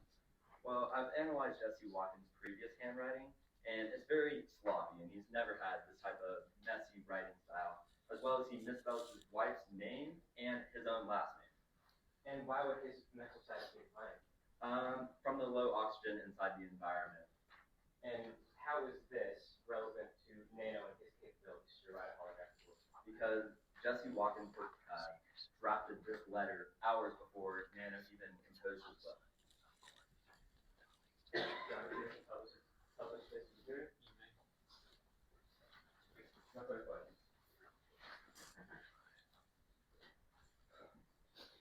Cross-examination. Yes, Your Honor. All right. Good afternoon, Mr. Northshire. I'm going to be asking you a few questions. Is that all right? All right. Isn't it true you were brought in to analyze Nano's notebook? That's correct. You're fairly experienced with this field, right? I am. But you found confirming Nano's handwriting difficult? I don't believe so, based on his previous handwriting. Is it true that in your fact statement you say this was more difficult? Yeah, but that's under the circumstances he was under. Is that a yes or no to my question? Yes, You've testified in previous trials, correct? I have. Is it also correct you've been paid for all your previous trials? Yes, Is it true that you were being paid for this trial as well? I am. Is it true you're being paid $24,000 to be here? Yes, but that's on the hourly, no win or lose condition. Is it true that you've previously exaggerated your testimonies? Yes, but that was to protect a woman that was being abused by her boyfriend. Is that a yes or no? That's a yes. Is it true you've never personally met with Nano? I have not. Is it true you were never his personal doctor? No. Is it true you've never directly overseen his behavior? Overseen his behavior? Yes, personally, in person. No, I have not. It's also correct that you were never inside the tutu. No. Is it true that everything you understand about Nano has been given or said by someone else? Yes. So all your evidence surrounding his capacity in the tutu is circumstantial evidence, correct? No, not exactly. Based on my expert opinion and my educational background. Well, all the evidence that you have was given by someone else, correct? That's correct. Meaning that this evidence is circumstantial? I guess. And circumstantial evidence is not equivalent to solid evidence, correct? No. And you never personally observed any of these so-called signs of dementia that the defense is referencing, correct? Not personally, no. I pass the witness, Your Honor. Can you redirect? Yes, Your Honor. Can you state how you prepared for this case? I examined lots of Nano's previous medical records, his handwriting, and all previous things related to Nano. No further question, Your Honor. No, Your Honor. You may sit down. Call your next witness. The defense calls Will Hamlet to the stand.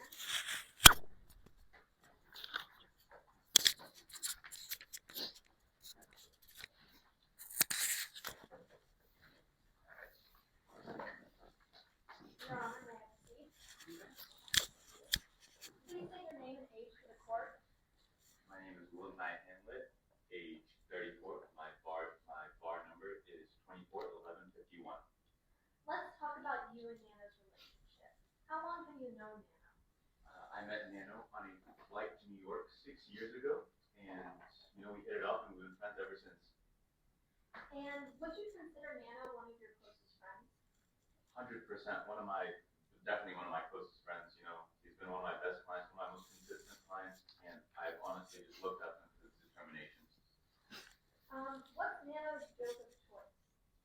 Nano loved making fun. Objection relevance? In previous response, Your Honor. In previous directs by the opposing counsel, they talk about Zachy or like using nicknames and such, and this is just in that realm as well. I'm not allowing objection. What was Nano's joke of choice? Nano loved making fun. I mean, loved making fun. Whenever he needed something to get handled, he'd be like, Will, can you handle it for me? Crack him up, crack me up. Always happy. Did Nano ever make jokes about Alex's name? Ooh, all the time. More times than I can count. He would always be like, you're my ace valet, or ace in the hole. They both were laughing hysterically after each joke. And how long have you known Alex? Roughly the same time as Nano. I met him after I met Nano, so about 6 years. Honestly, they were, from the second I met them, they were always attached at the hip, never seen apart. And what type of person would you say Alex is? Objection, Your Honor. Speculation. Overruled. Do you want me to read out that question? Yes, please. What type of person would you say Alex is? I think he was one of the kindest human beings I've known. He would try to help Nano whenever he could, whether it be getting dry cleaning, taking him somewhere that he needed to be a meeting, just kindest human beings ever. And now on to past wills by Nano. How many wills would you say Nano has had you write?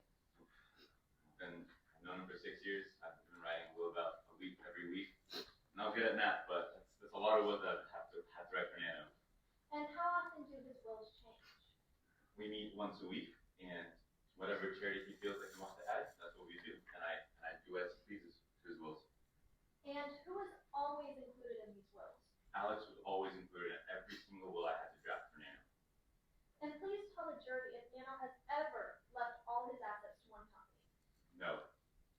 And how many times did Nano talk about making one person the sole beneficiary of this will? It came up about once a month, and I would always recommend against it, but it would always come up, and I think in the end, I personally believe in the end, he would always leave it to just one person, because that's what he truly wanted to do. And has he ever talked to you about who he would make the sole beneficiary as well? Objection, Your Honor. Leading question. Calls for yes or no. I'm gonna respond. It was not leading. He just needs, or it's not pointing him in a specific direction. Yeah, I'm gonna allow the question. Yes, Your Honor. Has Nano ever talked to you about who he would make the sole beneficiary as well? Yeah, I've always asked him, curiosity, everybody's curious, and every time I've asked him, I think he's always said Alex. Your Honor, permission to approach the witness with what has been marked for identification purposes is Exhibit 5. Okay.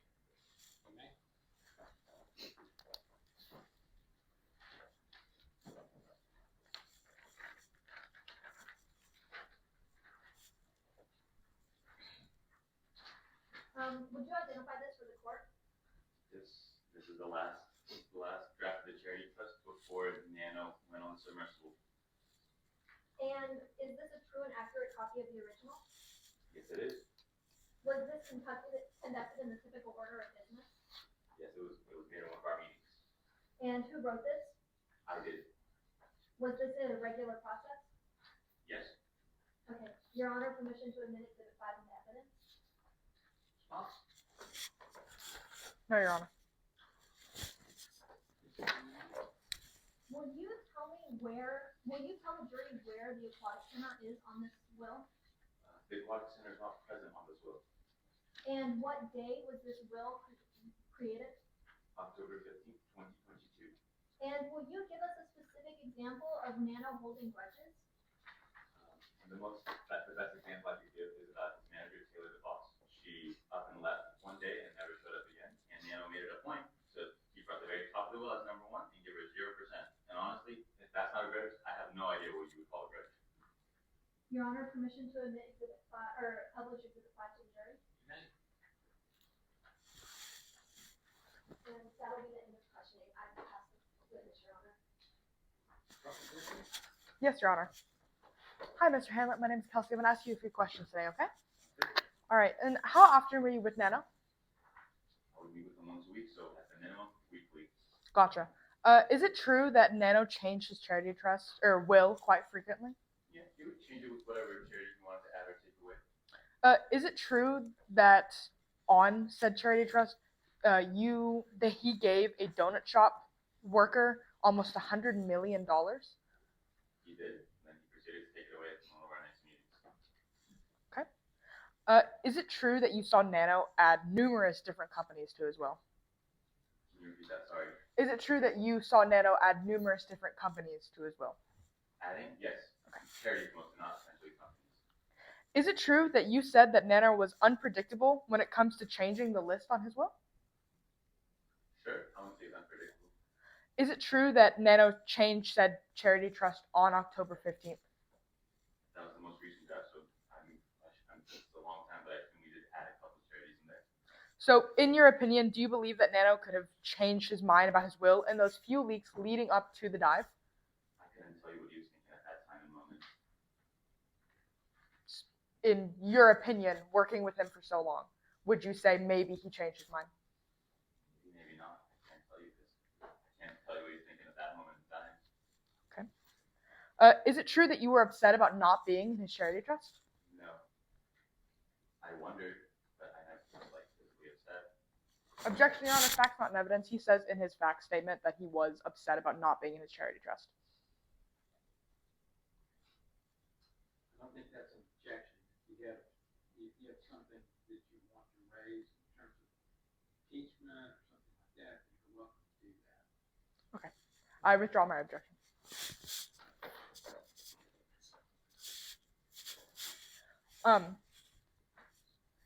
You said in your charity, and you said in your fact statement that you were upset. Did you not? Objection, hearsay. It's the witness's fact statement.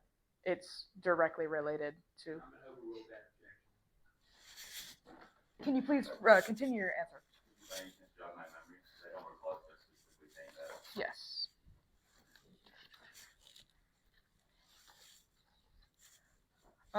You say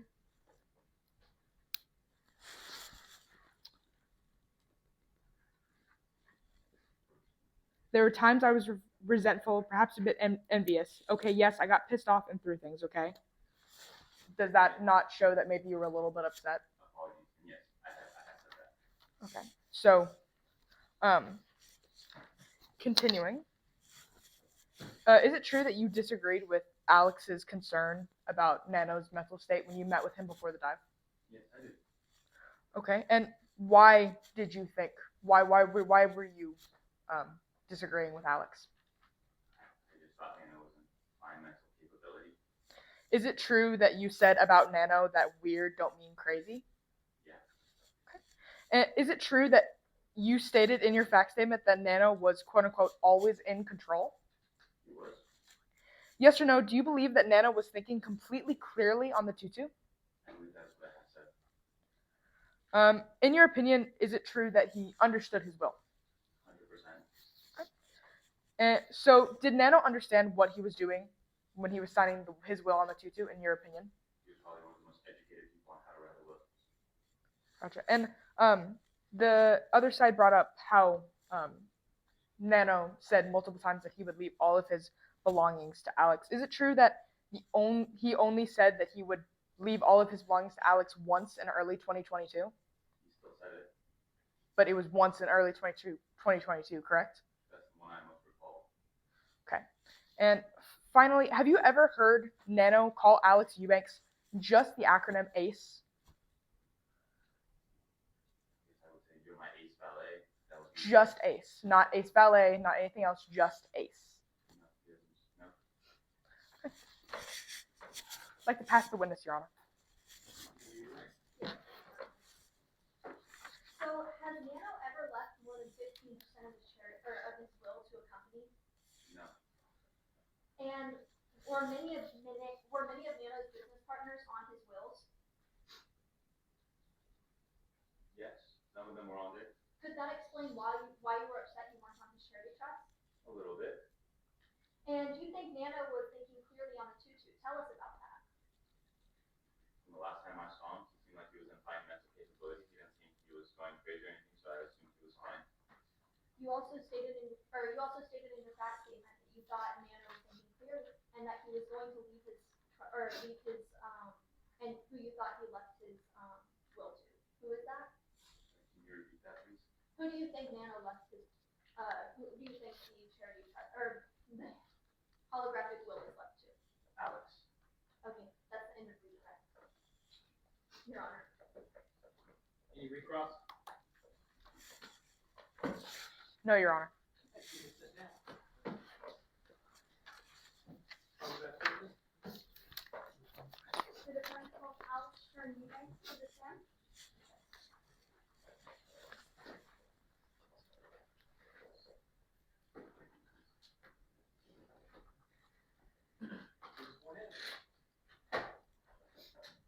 Your Honor, may I proceed? Okay.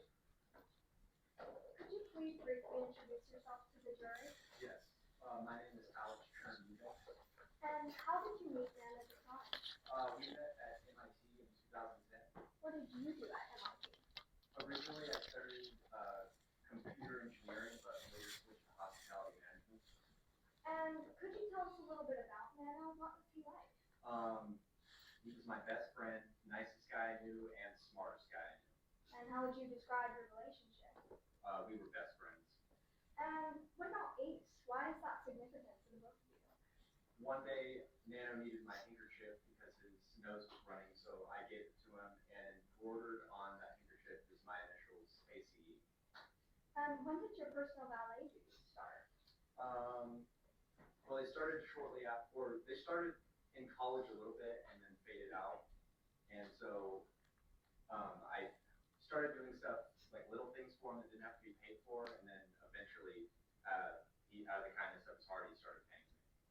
And why did you continue to offer these services after college? Like I said, he was my best friend. And what kinds of things did you do for Nano over the years? I would drive him, fly him, make appointments for him, just little tasks. And how does all of this pertain to your major at MIT? Well, hospitality management is taking care of people, learning how to do certain things for people, so I feel like it pertains to my major pretty well. Now, I'd like to direct your attention to the events following September 15th of 2022. How did the idea of the Ellie get in Nano's head? He was talking with someone who sold life insurance to wealthy people, and I guess that got brought up in conversation, and he was just obsessed with it. And what happened upon approaching the tower that night? He got really confused and had no clue where he was. He demanded that I drove him around for an hour, and after that we came back and he acted like everything was normal. And what happened for the 2 weeks after this? He isolated himself in his apartment, not speaking to me or anyone else, and only sending down tasks that needed to be done. Now, what marks the end of this period of isolation? He finally came down from his apartment and asked me to drive him to some place called the Center. So, where did you intend on taking Nano the next day? The Center, I suppose, but we ended up at a training facility called Dive and Survive. And what happened when Nano left Dive and Survive? He was exhausted, and he told me to write a check for $300,000. And when you got back to the tower that night, what did you discover? Objection narrative. Response, Your Honor, this is a very specific question. I may have a little objection. I found out that he had said he wanted to make all of his appointments from now on, and that I shouldn't handle it. And was this the day that? So the next day, he went to a physical, correct? Yes. And what happened during the lung capacity test? He was coughing a bunch, and yeah. And what happened during the treadmill incident? He lost his balance and fell. Who scheduled this physical? He did. Who normally schedules these kinds of things? I would. And how was the physical concluded? I felt like I'm not a medical expert, but I felt like he didn't complete the task. My expectations, again, I'm not a medical expert, but this is my opinion. But he did sign off on the document that the physical was completed. And how open was Nano to you about his activities over the next few weeks? He wasn't open at all to me about his activities. He was very secluded. What marks the pivotal change in Nano's behavior on October 17th? He stopped going to Dive and Survive. Yeah. And what was he wearing that day? Objection relevance. Response, Your Honor, this pertains to the mental capacity, which is the disputed fact of this case. May I respond? Me? I don't see how clothing, I don't understand how Nano's clothing relates to his mental capacity. I'm gonna overrule and give her an opportunity. Thank you, Your Honor. I'll repeat the question for you. What was Nano wearing on October 17th? He was dressed very strangely, which was weird for him. He would usually dress himself pretty nicely, and he was wearing no shoes, tuxedo pants, and a red t-shirt. And how did Nano's plan become clear to you after this? After meeting with my assistants and connecting some dots, I finally narrowed it down that he was going to the Aquatic Center of Exploration to conduct this search for the Ellie. And why did you start doing this research? Because he was just acting a lot different than he usually was, and I was just concerned. And what were you thinking when you found this out?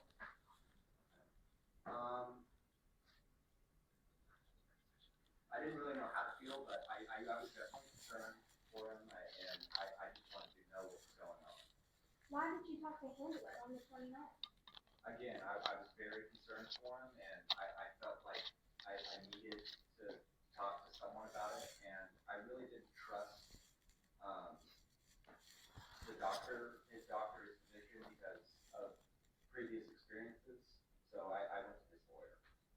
Now, I'd like to direct your attention to the last time that you saw Nano.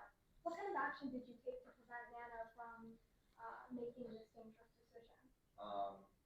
We got into a little dispute and in the car, and when he got out of the car, I tried to apologize, but I was just really angry with him, and so I yelled at him goodbye. And how did he respond to this? He said to me, Brutus, which means traitor. Your Honor, permission to retrieve Exhibit 1G from the jury. You may.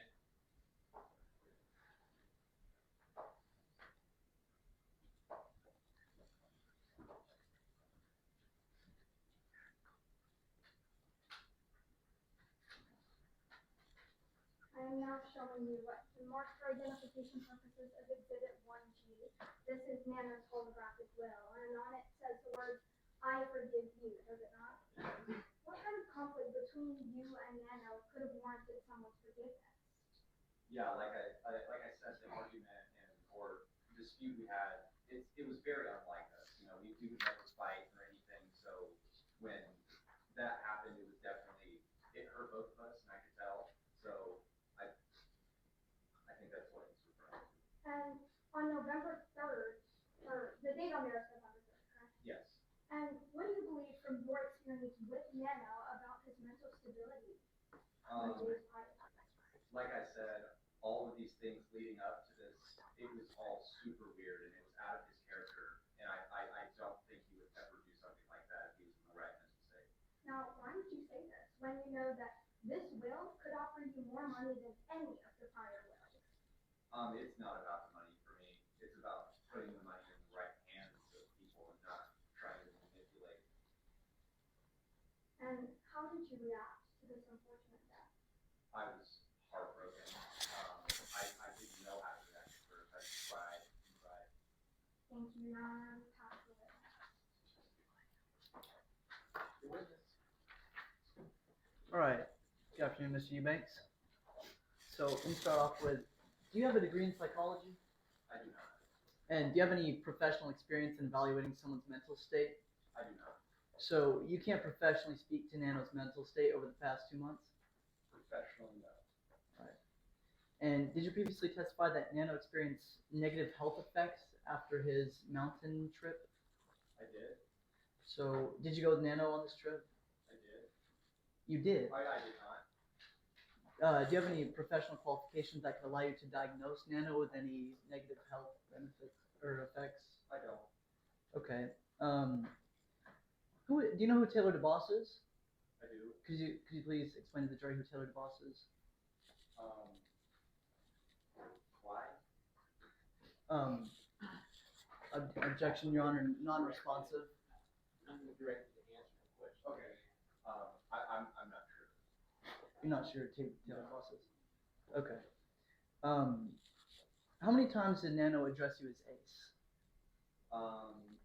Pretty often. Did he ever call you Ace in public? Not sure. Objection, Your Honor, non-responsive. Response, Your Honor. The witness is answering the question to the best of their abilities given the question asked. You gave me an answer. You asked the question again. Re-ask the question again. I'll give you an opportunity. I'll listen again. It sounded to me like he gave you an answer to the question the way it was asked. All right, Your Honor, I'm just going to move on. Thank you. So, what did Nano tell you about his interest in the submersible? He didn't tell me much about the submersible. Your Honor, I'm going to move to impeach the witness. He has not been able to respond to any of my most important questions. We can't get any line of questioning across. There's absolutely nothing I can do in this case if he's not going to be responsive. Response, Your Honor. The witness has made it clear that initially he had very little knowledge that the submersible was even a concept. May I respond, Your Honor? You may. To be fair, Taylor DeBoss is also his superior. The director of the business and financials. He says this in his fact statement. Along with that, he also says in his fact statement how many times he has called Ace, along with whether or not he has called Ace in public or in private. Similarly, Nano does tell Alex Trent Eubanks about his interest in the submersible and specifically like why he's doing this. Response, Your Honor. If I were you, I would use that to impeach the witness. It's not objectionable. If you want to impeach a witness, that is your responsibility. I'm sorry, Your Honor, I just don't understand.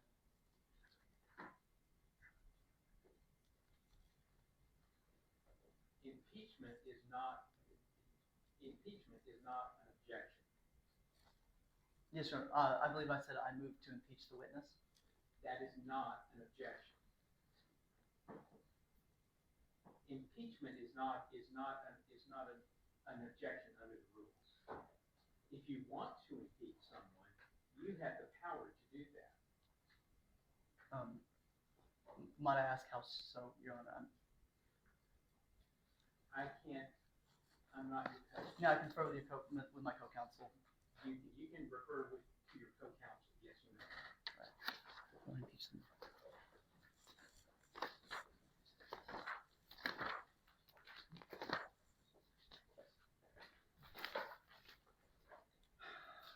All right, Your Honor. Real quick, we're just gonna look at the rules. This will be taking up our time for cross time, if that's all right.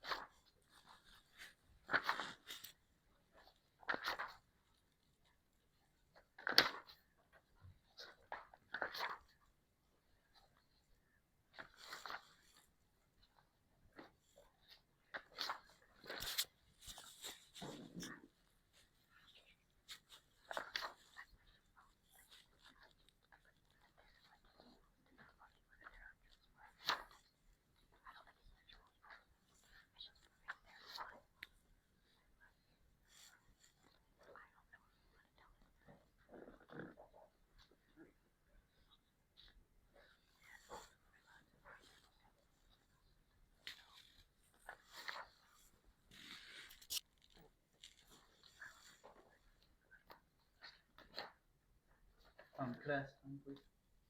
You're at 9 minutes and 50 seconds. 9 minutes left.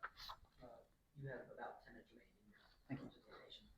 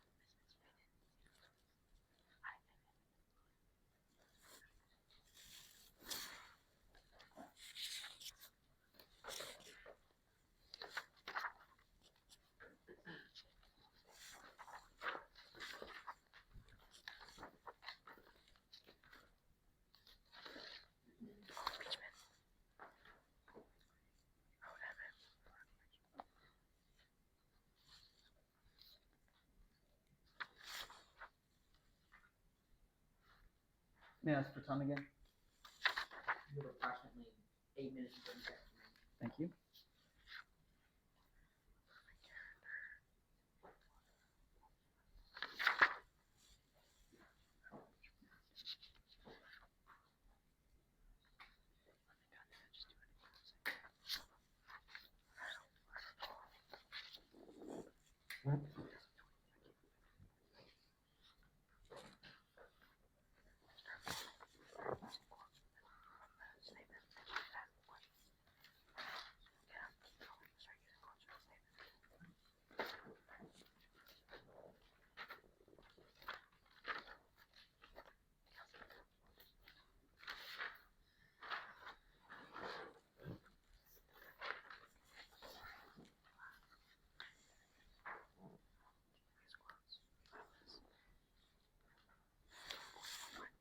I'll tell you what I'm gonna do. I'm gonna call this, I'm gonna remind the witness that you took an oath that you will faithfully, truthfully conform to the facts and rules of the mock trial competition.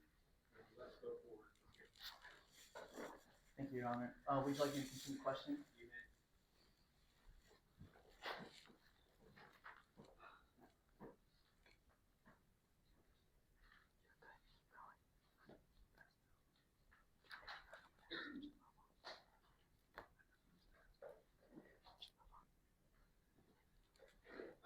All right, Your Honor. At this time, I pass the witness. Can you redirect? Yes, Your Honor. So you're not a professional, right? I'm not. And you've made that very clear, haven't you? Objection, leading question. Response, Your Honor, untimely objection. Take it easy. I'm gonna sustain the objection. Go ahead and answer your question. And you've made it very clear that you are not a professional, right? Objection, leading question. Response, I was just repeating the question that you said. He's asking not to use leading questions, and I'm gonna sustain the objection. Yes, Your Honor.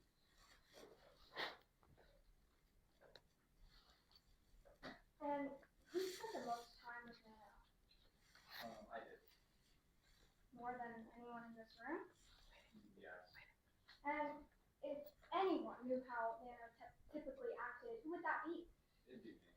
And under what circumstances did Nana refer to you as Ace? He would just make jokes, like my ace in the hole, you know, like stuff like that. Objection. Facts not in evidence. Response, Your Honor? This has already been gotten out by Wilson Hamlet. May I respond, Your Honor? Yeah. She's asking when did Nano ever call Alex Ace, and he answered not with when he was called Ace. The witness did specifically refer to a time where he was referred to as Ace. If you want to impeach the witness, that's up to you. I'm gonna overrule the objection. You have the responsibility.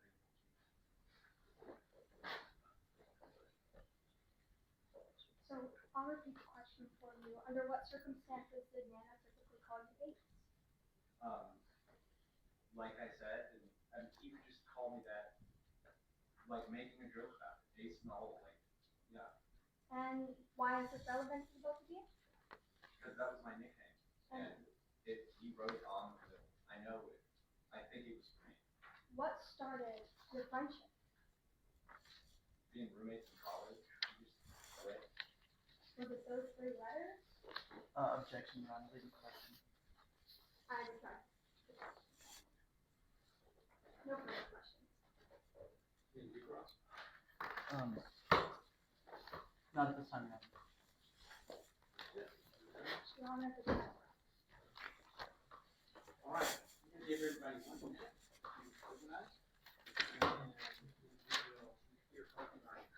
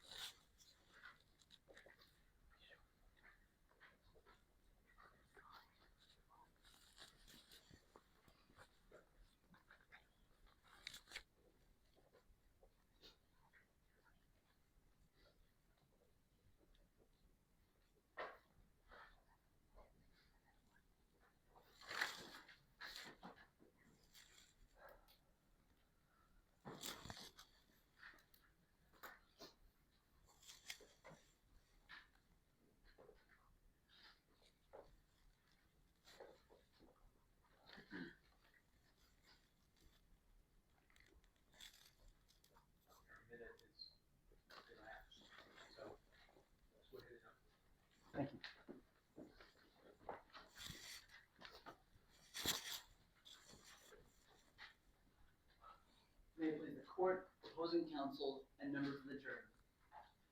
Throughout the assemblage of evidence today, we have found it imperative to believe two things. First of which being that the man named Nano DeSign had complete and total testimony capacity on the day that he signed his will, November 3rd, 23:45 p.m. on the 22 submersible. So first off, we have to talk about what testimony capacity means. And this goes into four things. The first thing being, he understood he was making a will. Mr. Hanlon clearly states, Wilson says he's in control, had a clear state of mind while writing the will in the 2-2, and he knew how to make a will more likely than any of his other clients. He also knew how to make a will, which is going to be one of the most important parts of this. So the next part is he understands the general nature and extent of his property. So what this means is that basically, if he had $1,000 in his bank account, he wouldn't be sending out checks that would bounce for millions and millions of dollars. We see that in this case, it's imperative that we look at both Jackie Long and Chris LeClaire statements when they state, first off, that LeClaire automatically got the $100 million right after he was asked to give it to him. In addition, Long got her money for compensation for the training, and it's a very large amount right after she was asked. In addition, even though Mr. Alex Eubanks could not attest to this, sorry, we'll get onto that later. But the next part that we have to analyze is who is ACE? So first off, the intended beneficiary is obviously going to be the Aquatic Center for Exploration.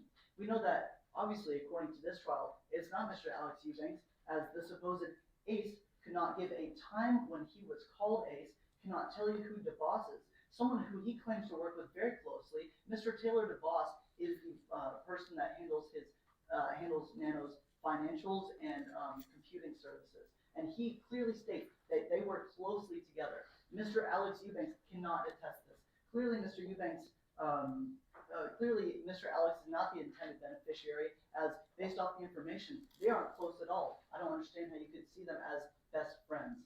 So, on just a few of the stuff they said about LeClaire. So, they said about the diving regulations. It didn't make its final regulation, but LeClaire made it obvious that even though it did not have all 6 of its depth tests, it was clear to go as far as it was intended to go. It did not go past the regulation, right? So it did not go past where it needed to go. Therefore, the 2-2 was completely safe and sound in its depth in the ocean.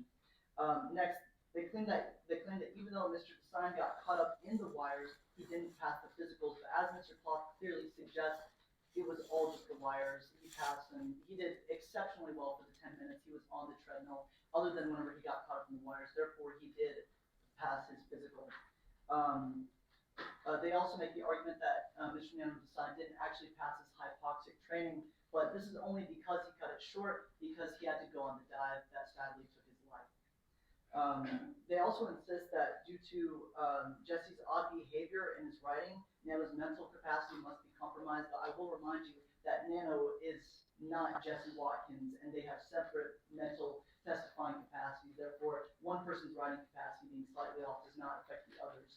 So, lastly, I'm going to finish off with just really driving home that he did have testimony capacity, with saying that not only did because of Jesse Watkins passing within 3 hours, or within the first 8 hours of the dive, 48 minus 8, 40, times 2, the amount of oxygen left for Nano, would have placed him way past November 3rd, the day that he wrote his will, making absolutely sure that he did have enough oxygen left on the 2-2 to write his will.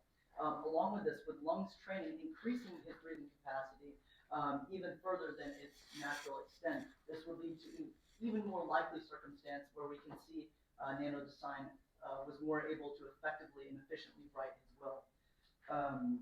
With that, I rest my case.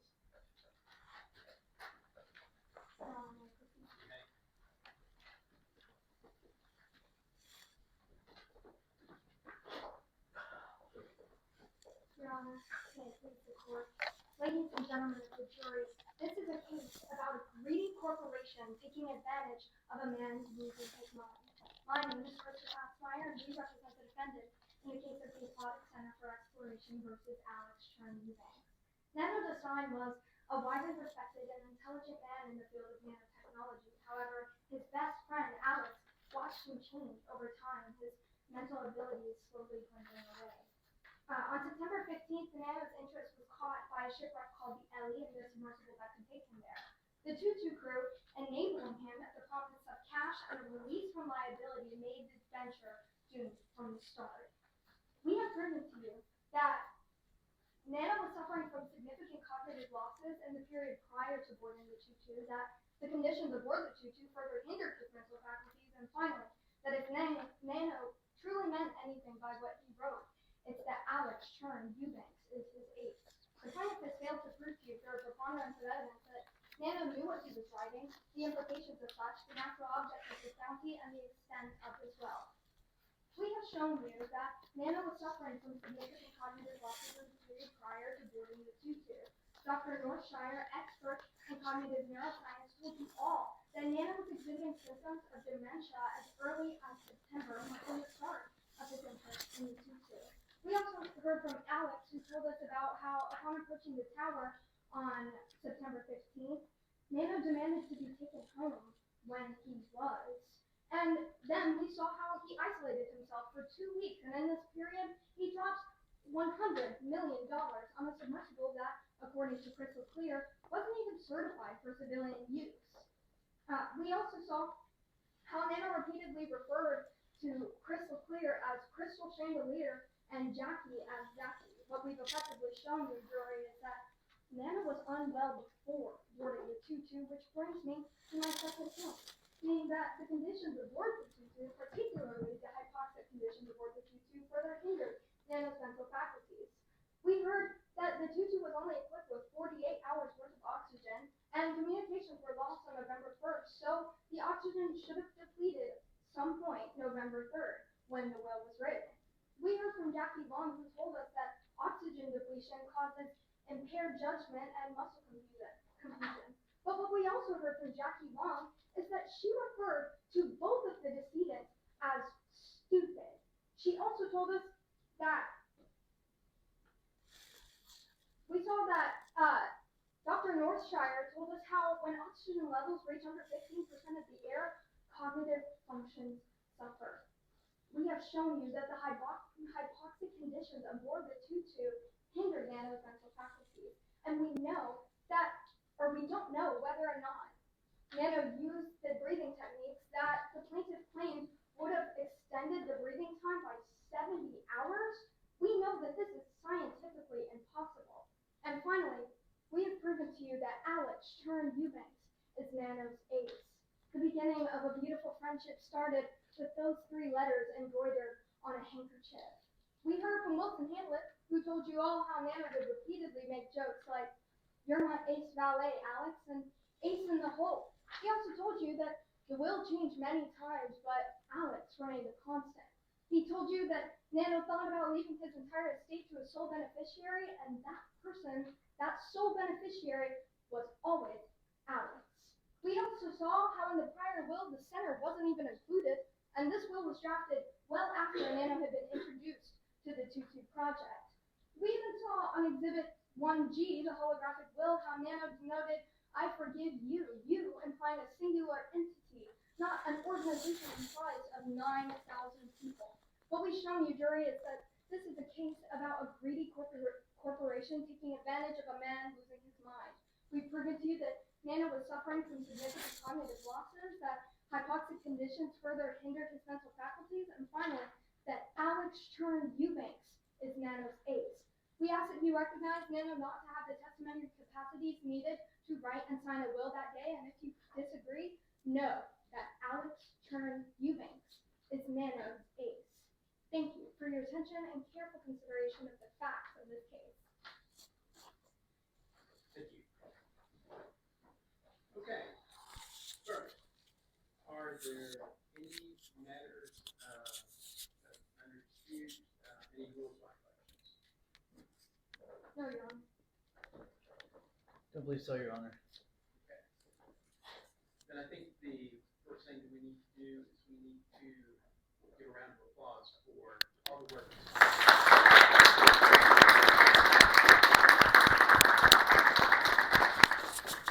And I'm going to ask our jury to introduce yourself, tell us a little bit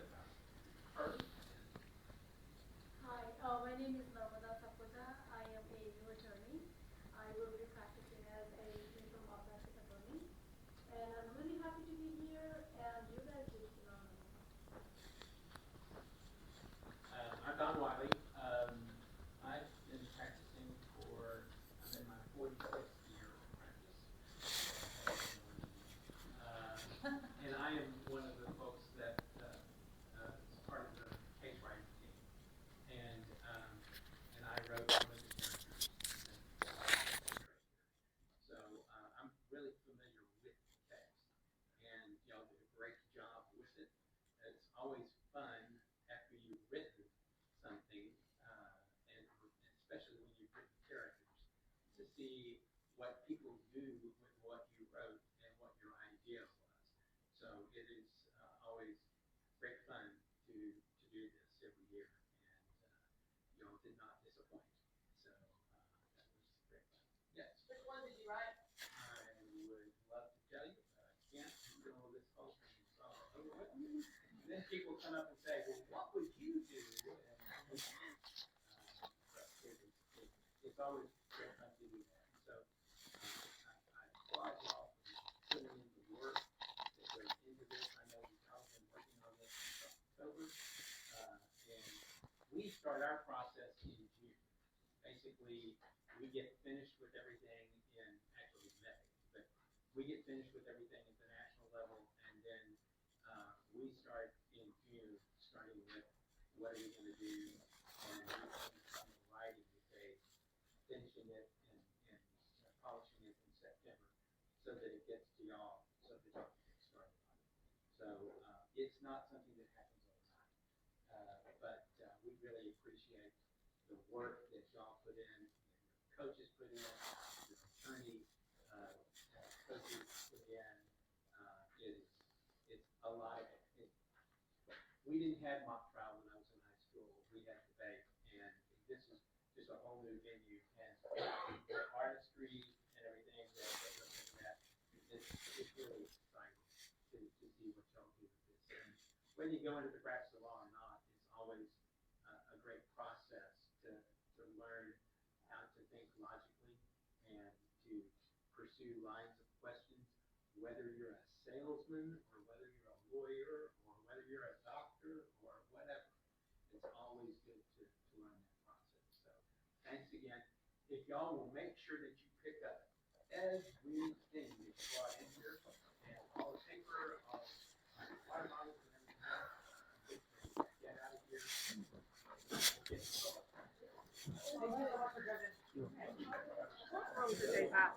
Mr. No, they didn't violate any rules. Your witnesses didn't testify in accordance with their witness statement. I would have told any of that. You had out. You did good. You just froze. You just like. I didn't freeze. I just didn't know what to do. Just keep talking. That's impeachment is not like I kick you off the bench. Impeachment is the process where they Oh. You just Well done. Thank you. Well done. Thank you. Well done. thank you. Hey, y'all did a great job. Y'all did a great job. You did a great job. Thank you, you too. Your closing statement was really good. Thank you. I had to like rap. Jeez. You had like speed running. You were running out of time. You're like, ah! That was great process. I shake people's hands. You did really good. Thank you. You did great too. Thank you for like professional. I'm sorry. Yeah, I didn't no, know you're good. I didn't like.